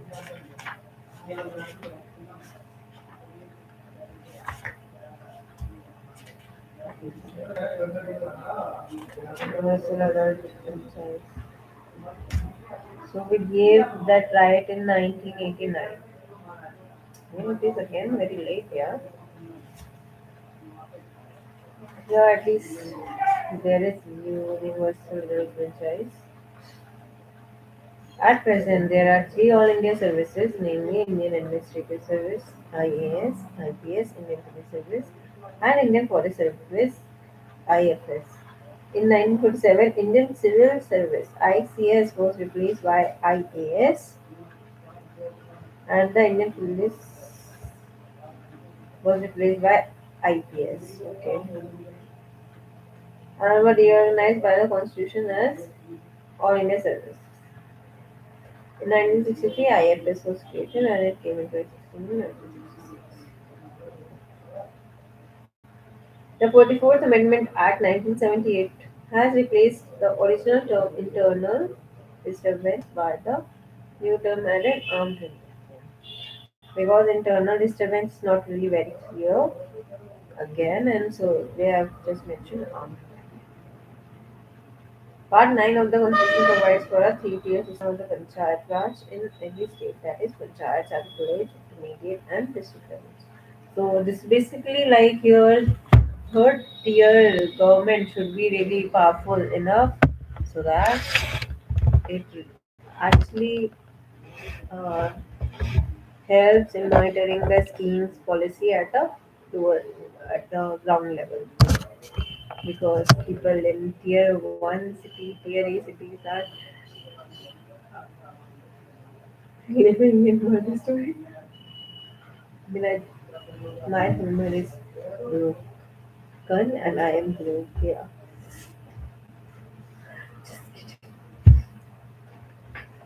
Okay. Part 9A of the Constitution provides for three types of municipalities in every state, that is Nagar Panchayat for transitional area, municipal council for a smaller urban area, and municipal corporation for a larger urban area. So there is again three tier of municipalities: Nagar Panchayat, municipal council, and municipal corporation. Now these are just debates, and then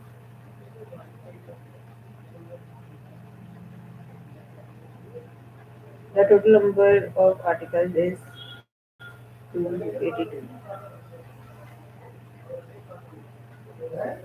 Okay.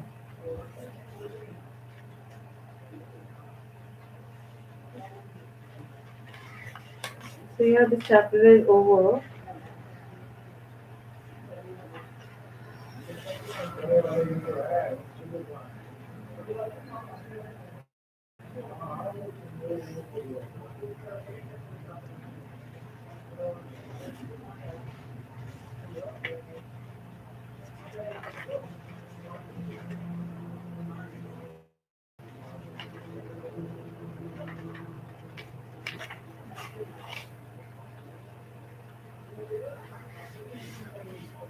No, no, no.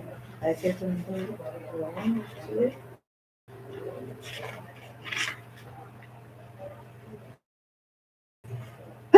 Sorry, my bad.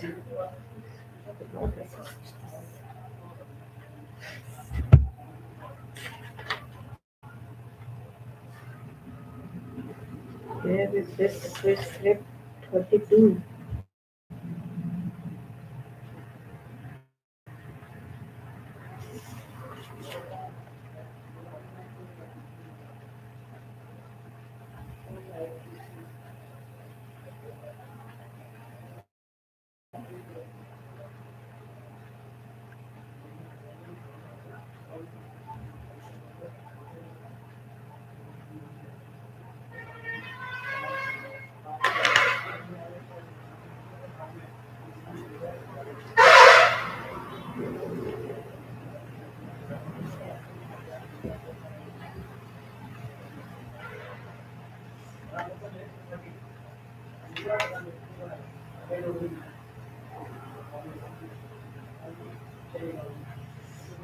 Okay, I really cannot find the where is this 30-second for this script.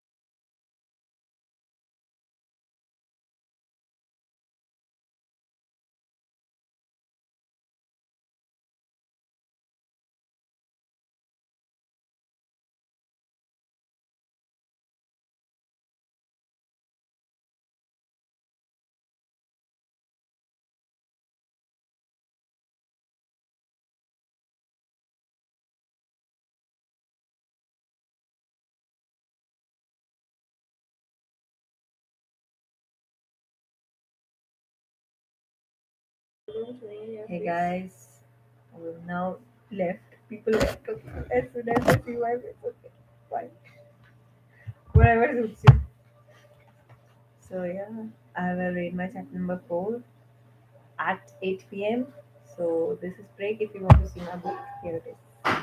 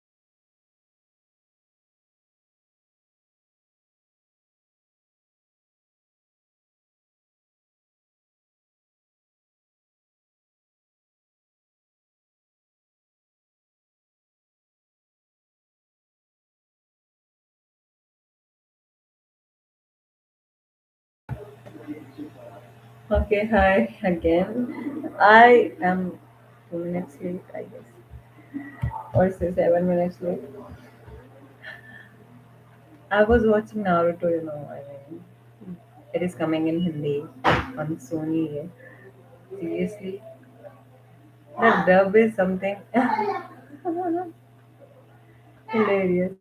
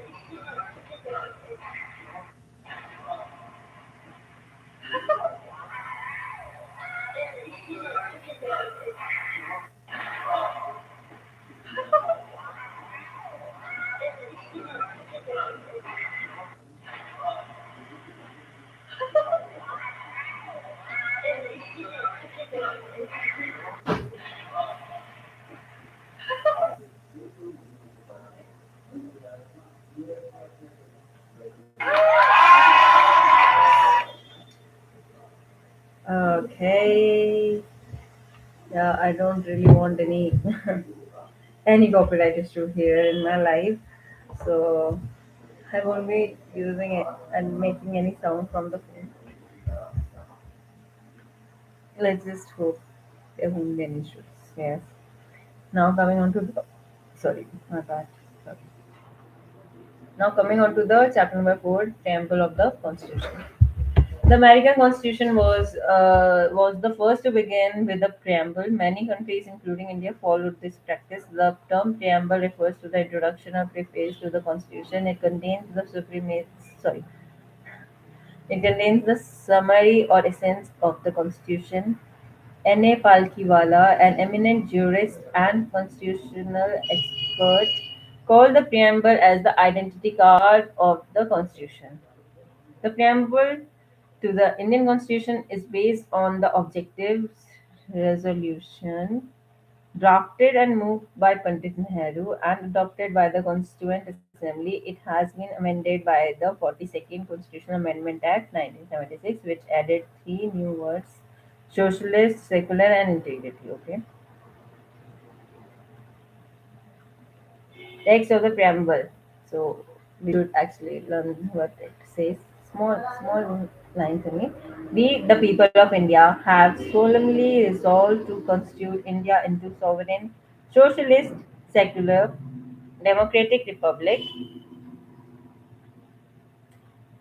and to secure to all its citizens justice, social, economic, and political liberty of thought, expression, belief, faith, and worship, equality of status, opportunity, and to promote among them all fraternity, assuring the dignity of the individual and the unity and integrity of the nation.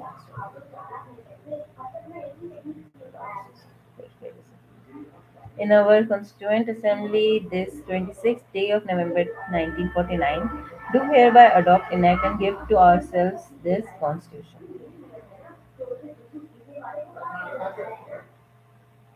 Social, secular, and integrity are the three words in 1976. Okay, 42nd Constitutional Amendment Act.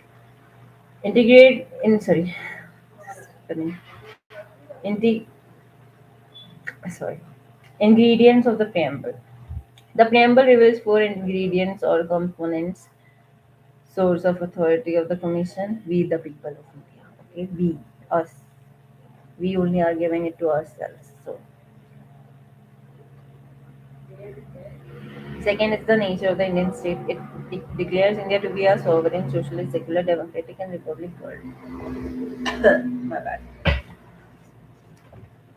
What? SSSDR. Socialist. Sorry. It declares it to be India to be sovereign, socialist, secular, democratic republic. Okay. objectives of the Constitution. It specifies justice, liberty, equality, and fraternity as the objectives, and the date of adoption, that was November 26, 1949. Keywords in the preamble. So there are certain keywords which is sovereign, socialist, secular, democratic, republic, justice, liberty, equality, and fraternity. So we will see it one by one. Sovereign. The word sovereign implies that India is neither dependency nor a dominion of any other nation, but an independent state. We are not, we are free. Free. We are our own, on our own. Yeah. There is no authority above it, and it is free to conduct its own affairs, both internal and external. So yes. Though in 1949, India declared the constitution in her full membership of the Commonwealth of Nations and accepted the British Crown as the head of the Commonwealth. This extra constitutional declaration does not affect India's sovereignty in any manner. Further, India's membership of the United Nations organization also in no way constitutes a limitation in her sovereignty.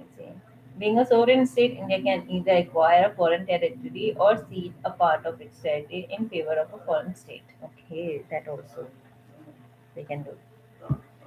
I mean, I know that we can, if we want to, we can acquire, but we can see it also. This is something new. Socialist, even before the term was added by the 42nd Amendment in 1976, the Constitution had a socialist content in the form of certain directive principles of state policy. In other words, what the hitherto implicit in the Constitution has now been made explicit. Okay, it was like we were socialist. We can see that from the DPSP, but it has been made explicit in the preamble itself. We are mentioning that we are socialist as well. Moreover, the Congress Party itself adopted a resolution to establish a socialistic pattern of society in its Awadi session as early as in 1955 and took measures accordingly. Notably, the Indian brand of socialism is a democratic socialism and not a communistic socialism known as state socialism, which involves the nationalization of all means of production and its distribution and the abolition of private property. Democratic socialism, on the other hand, holds faith in a mixed economy, both where both public and private sectors coexist side by side. And I guess this actually really helps in increasing competition so that the prices would decrease and it would help the people only. So yeah.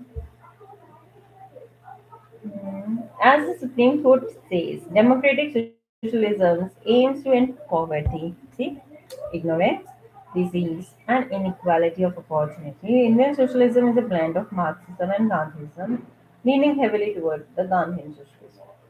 The new economic policy 1991 of LPG, liberalization, privatization, and globalization, has, however, diluted the socialistic credentials of the Indian state. We are, like, I don't know, we are not really into capitalist market, but okay. Secular. The term secular too was added by the 42nd Constitutional Amendment Act of 1976. However, the Supreme Court said in 1974, although the word secular state were not expressly mentioned in the Constitution, there can be no doubt that Constitution makers wanted to establish such a state, and accordingly, Article 25 to 28 guaranteeing the fundamental right to freedom of religion have been included in the Constitution. The Indian Constitution embodies the positive concept of secularism, and citizens irrespective of their strength, have the same status and support from the state. So there is already was present, Article 25 to 28, freedom of religion, but then it is made explicit again with the term secular in the preamble. 42nd Amendment Act of 1996. Democratic. A democratic polity, as stipulated in the preamble, is based on the doctrine of popular sovereignty, that is, possession of supreme power by the people. Democracy is of two types: direct and indirect. The direct democracy, people exercise their supreme power directly, as in the case of Switzerland. There are four devices of direct democracy, namely referendum, initiative, recall, and plebiscite. In indirect democracy, on the other hand, the representatives elected by the people exercise the supreme power and thus carry on the government and make the laws. This type of democracy, also known as representative democracy, is of two kinds: parliamentary and presidential. So basically, what India is following indirect, and that too parliamentary, not presidential, and not the direct one, because we are not having actually referendum, initiative, recall, and plebiscite like Switzerland. Okay. The Indian Constitution provides for representative parliamentary democracy, under which the executive is responsible to the legislature for all its policy and actions. Universal adult franchise, periodic elections, rule of law, independence of judiciary, and absence of discrimination on certain grounds are the manifestations of the democratic character of the Indian polity. The term democratic is used in the preamble in the broader sense, embracing not only political democracy but also social and economic democracy. This dimension was stressed by Dr. Ambedkar in his concluding speech in the Constituent Assembly on November 25, 1949, in the following way: political democracy cannot last unless there lies at the base of it social democracy. What does social democracy mean? It means a way of life which recognizes liberty, equality, and fraternity.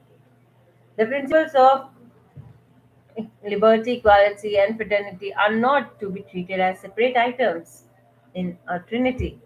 They form a union of trinity in the sense that to divorce one from the other is to defeat the very purpose of democracy.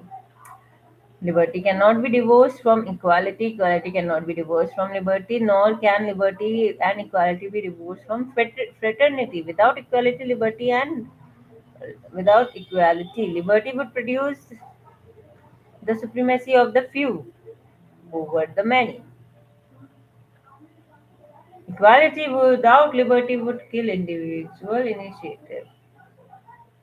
In the same context, the Supreme Court observed in 1997 that the Constitution envisions to establish an egalitarian social order, rendering to every citizen social, economic, and political justice in the social and economic democracy of the Bharat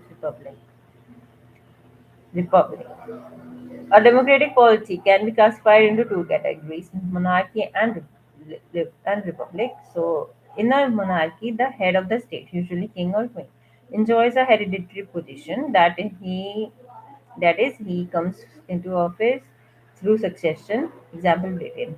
In a republic, on the other hand, the head of the state is always elected directly or indirectly for a fixed period. Example USA. Therefore, the term republic in our preamble indicates that India has an elected head called the president. He is elected indirectly for a fixed period of 5 years. A republic also means two more things. One, vesting of political sovereignty in the people and not in a single individual like a king.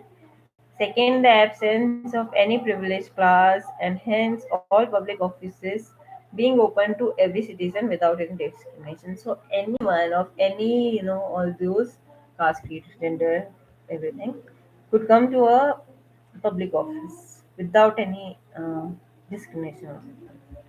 Justice. The term justice in the preamble embraces three distinct forms: social, economic, and political, secured through various provisions of fundamental rights and directive principles. Social justice denotes the equal treatment of all citizens without any social distinction based on caste, color, race, religion, sex, and so on. It means absence of privileges being extended to any particular section of the society and improvement in the conditions of backward classes, SC, STs, and OBCs, and women. Economic justice denotes that the non-discrimination between people on the basis of economic factors. It involves the elimination of glaring inequalities in wealth, income, and property.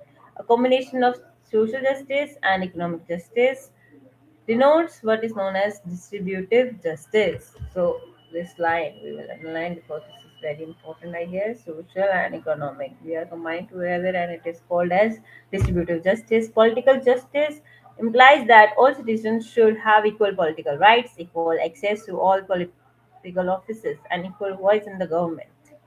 Okay. The ideal of justice, social, economic, and political, has been taken from Russian Revolution. Okay, so just we are making a star over it because it is important. Liberty. The term liberty means the absence of restraints on the activities of individuals, and at the same time providing opportunities for the development of individual personalities. The preamble secures to all citizens of India liberty of thought, expression, belief, faith, and worship through their fundamental rights, enforceable in court of law in case of violation. Liberty, as elaborated in the preamble, is very essential for the successful functioning of the Indian democratic system. However, liberty does not mean license to do what one likes and has to be enjoyed within the limitations. Okay, there are certain reasonable restrictions mentioned in the Constitution itself. In brief, the liberty conceived by the preamble of fundamental rights is not absolute but qualified. Okay it is not absolute मन करेगा मैं यहीं से घुस के कहीं उधर किसी को थप्पड़ मार देगा बट ऐसा नहीं है ना सब नहीं करना there are certain restrictions which we have to take and consider. The ideals of liberty, equality, and fraternity in our preamble have been taken from the French Revolution. Okay, so justice is taken from Russian Revolution, which is 1917, and French Revolution is liberty 1789 to 1799. Equality. The term equality means the absence of special privilege to any section of the society and the provision of adequate opportunities for all individuals without any discrimination. The preamble secures to all citizens of India equality of status and opportunity. This provision embraces three dimensions of equality: civic, political, and economic. The following provisions of the chapter on fundamental rights ensure civic equality, civic, civil. So, equality before the law, Article 14, prohibition of discrimination on the grounds of religion, race, caste, sex, or place of birth, Article 15. Equality of opportunity in matters of public employment, Article number 16. Abolition of untouchability, Article 17. Abolition of titles, Article 18. There are two provisions in the Constitution that seek to achieve political equality. One, no person is to be declared ineligible for inclusion in electoral rolls on ground of religion, race, caste, or sex. Article 325. So, okay, I guess this is nice, important. We really cannot, say no to any person belonging to certain caste. Okay, this is really wrong. Okay. Second, elections into the Lok Sabha and the state assemblies to be on the basis of adult suffrage, Article 326.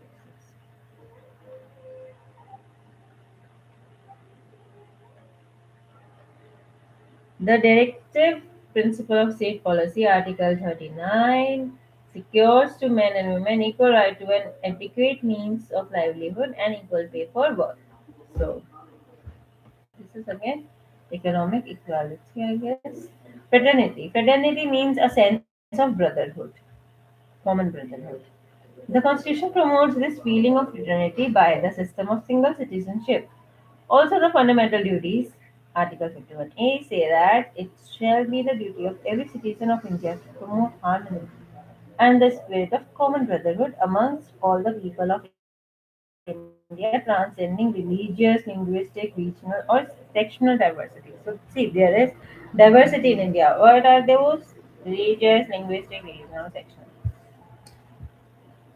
We are diverse in the language which we speak, the religion which we follow, and the region from where we come from. So, despite of all those, we have to have this feeling of patriotism and bringing together all.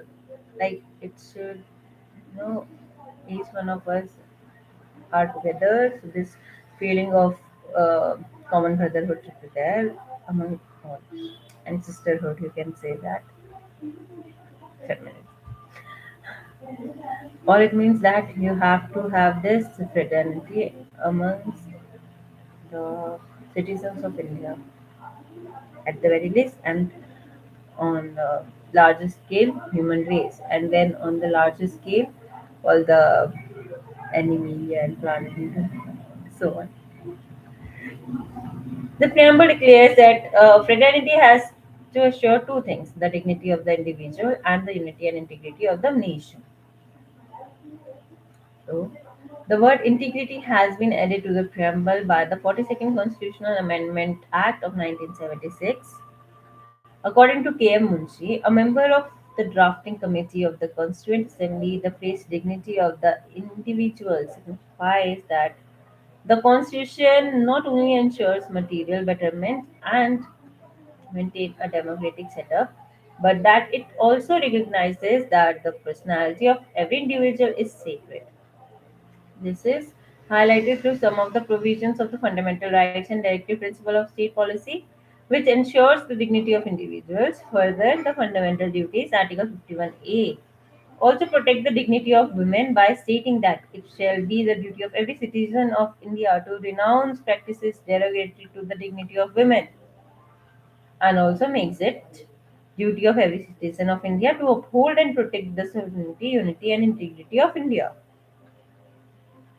The phrase unity and integrity of the nation embraces both psychological and territorial dimensions of the national integration. Article 1 of the Constitution describes India as a union of states to make it clear that the states have no right to secede from the union, implying the indestructible nature of the Indian Union. It aims to overcoming hindrances to national integration like communalism, regionalism, casteism, linguism, secessionism, and so on. So, okay, there are some problems here. Significance to the preamble. The preamble embodies, so there are 9 points we have to study. The preamble embodies the basic philosophy and the fundamental values, political, moral, and religious, on which the Constitution is based. It contains the grand and noble vision of the Constituent Assembly and reflects the dream of and aspiration of the founding fathers of the Constitution. In the words of Sir Ladi Krishna Swami Iyer, a member of the Constituent Assembly who plays a significant role. Oh, it is AK Iyer. Okay, yeah. Significant role in making the Constitution. The preamble to our Constitution expresses what we had thought or dreamed so long, or dreamt so long. According to K.M. Munshi, a member of the drafting committee of the Constituent Assembly, the preamble is the horoscope of our sovereign democratic republic. That time there was not secular and socialist and secular words were not there. Pandit Thakur Das Bhargava, another member of the Constituent Assembly, summed up the importance of the preamble in the following words. The preamble is the most precious part of the Constitution. It is the soul of the Constitution. It is the key to the Constitution. It is a jewel set in the Constitution. It is a proper yardstick with which one can measure the worth of the Constitution. Correct? True. Sir Ernest Barker, a distinguished English political scientist, paid a glowing tribute to the political wisdom of the authors of the preamble. He described the preamble as the keynote to the Constitution. He was so moved by the text of the preamble that he quoted it at the opening of his popular book, Principles of Social and Political Theory, 1951. M. Hidayatullah, a former Chief Justice of India, observed preamble resembles the Declaration of Independence of the United States of America, but is more than a declaration. It is the soul of our constitution, which lays down the pattern of our political society. It contains the soul resolve which nothing but a revolution can alter. Preamble as a part of the constitution. One of the controversies about the preamble is as to whether it is a part of constitution or not. In the Birubari Union case, 1960, the Supreme Court said that the preamble shows the general purposes behind the several provisions in the constitution and is thus a key to the minds of the makers of the constitution. Further, where the terms used in any article are ambiguous or capable of more than one meaning, some assistance and interpretation may be taken from the objectives enshrined in the preamble. Despite this recognition of the significance of the preamble, the Supreme Court specifically opines that preamble is not a part of the Constitution. But in the case of Nanda Bharti case of 1973, the Supreme Court rejected the earlier opinion and held that preamble is a part of the Constitution. It is observed that the preamble is of extreme importance and the Constitution should be read and interpreted in the light of the grand and noble vision expressed in the preamble.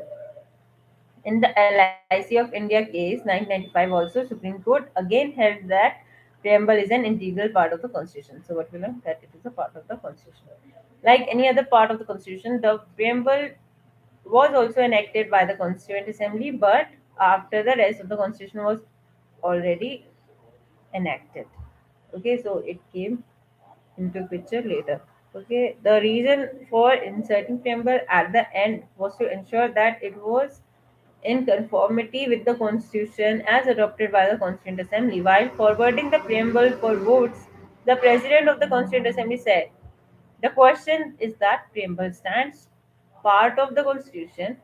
The motion was then adopted. Hence, the current opinion held by the Supreme Court that the preamble is a part of the constitution is in consonance with the opinion of the founding father of the constitution. However, two things should be noted.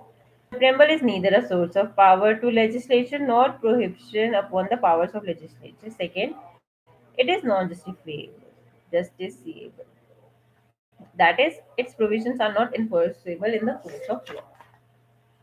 Okay. Amenability of the preamble. The question as to whether the preamble can be amended under Article 368 of the Constitution arose for the first time in the historic case of Nanda Bharti case of 1973. It was urged that the preamble cannot be amended as it is not a part of the Constitution. The petitioner contended that the amending power of the Article 368 cannot be used to destroy or damage the basic element of the fundamental features of the Constitution which are enshrined in the preamble. The Supreme Court, however, held that the preamble is a part of the Constitution. The court stated that the opinion tendered by it in the Birubari Union in this regard was wrong and held that the preamble can be amended, subject to the condition that no amendment is done to the basic features. In other words, the court held that the basic elements or the fundamental features of the Constitution are constrained in the preamble and cannot be altered by an amendment under Article 368. The preamble has been amended only once so far in 1976 by 42nd Constitutional Amendment Act, which has added three new words: socialist, secular, and integrated to the preamble. This amendment was held to be valid. तो grind here is asking UPSC की तैयारी gas या so many exams और मतलब यही book आती है तो पढ़ ली जाए सो well so today's YouTube video ka live target has been achieved. Both of the chapters are done. So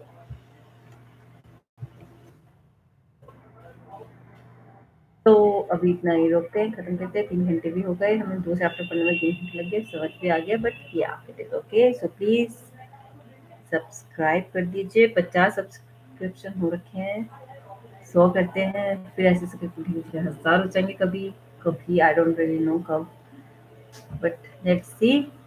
and yes, happy independence day. कल से फिर से वही काम करो. हाँ, sadness is real, but yes, We will do better. Okay, guys, good night. Shubha शुभ रात्रि. जय हिंद दोस्तों. खूब पढ़ाई करें, खूब आगे बढ़े, सबको नौकरी मिले. जय हिंद. चलो चलते हैं. क्या करा मैंने? बाय. बाय.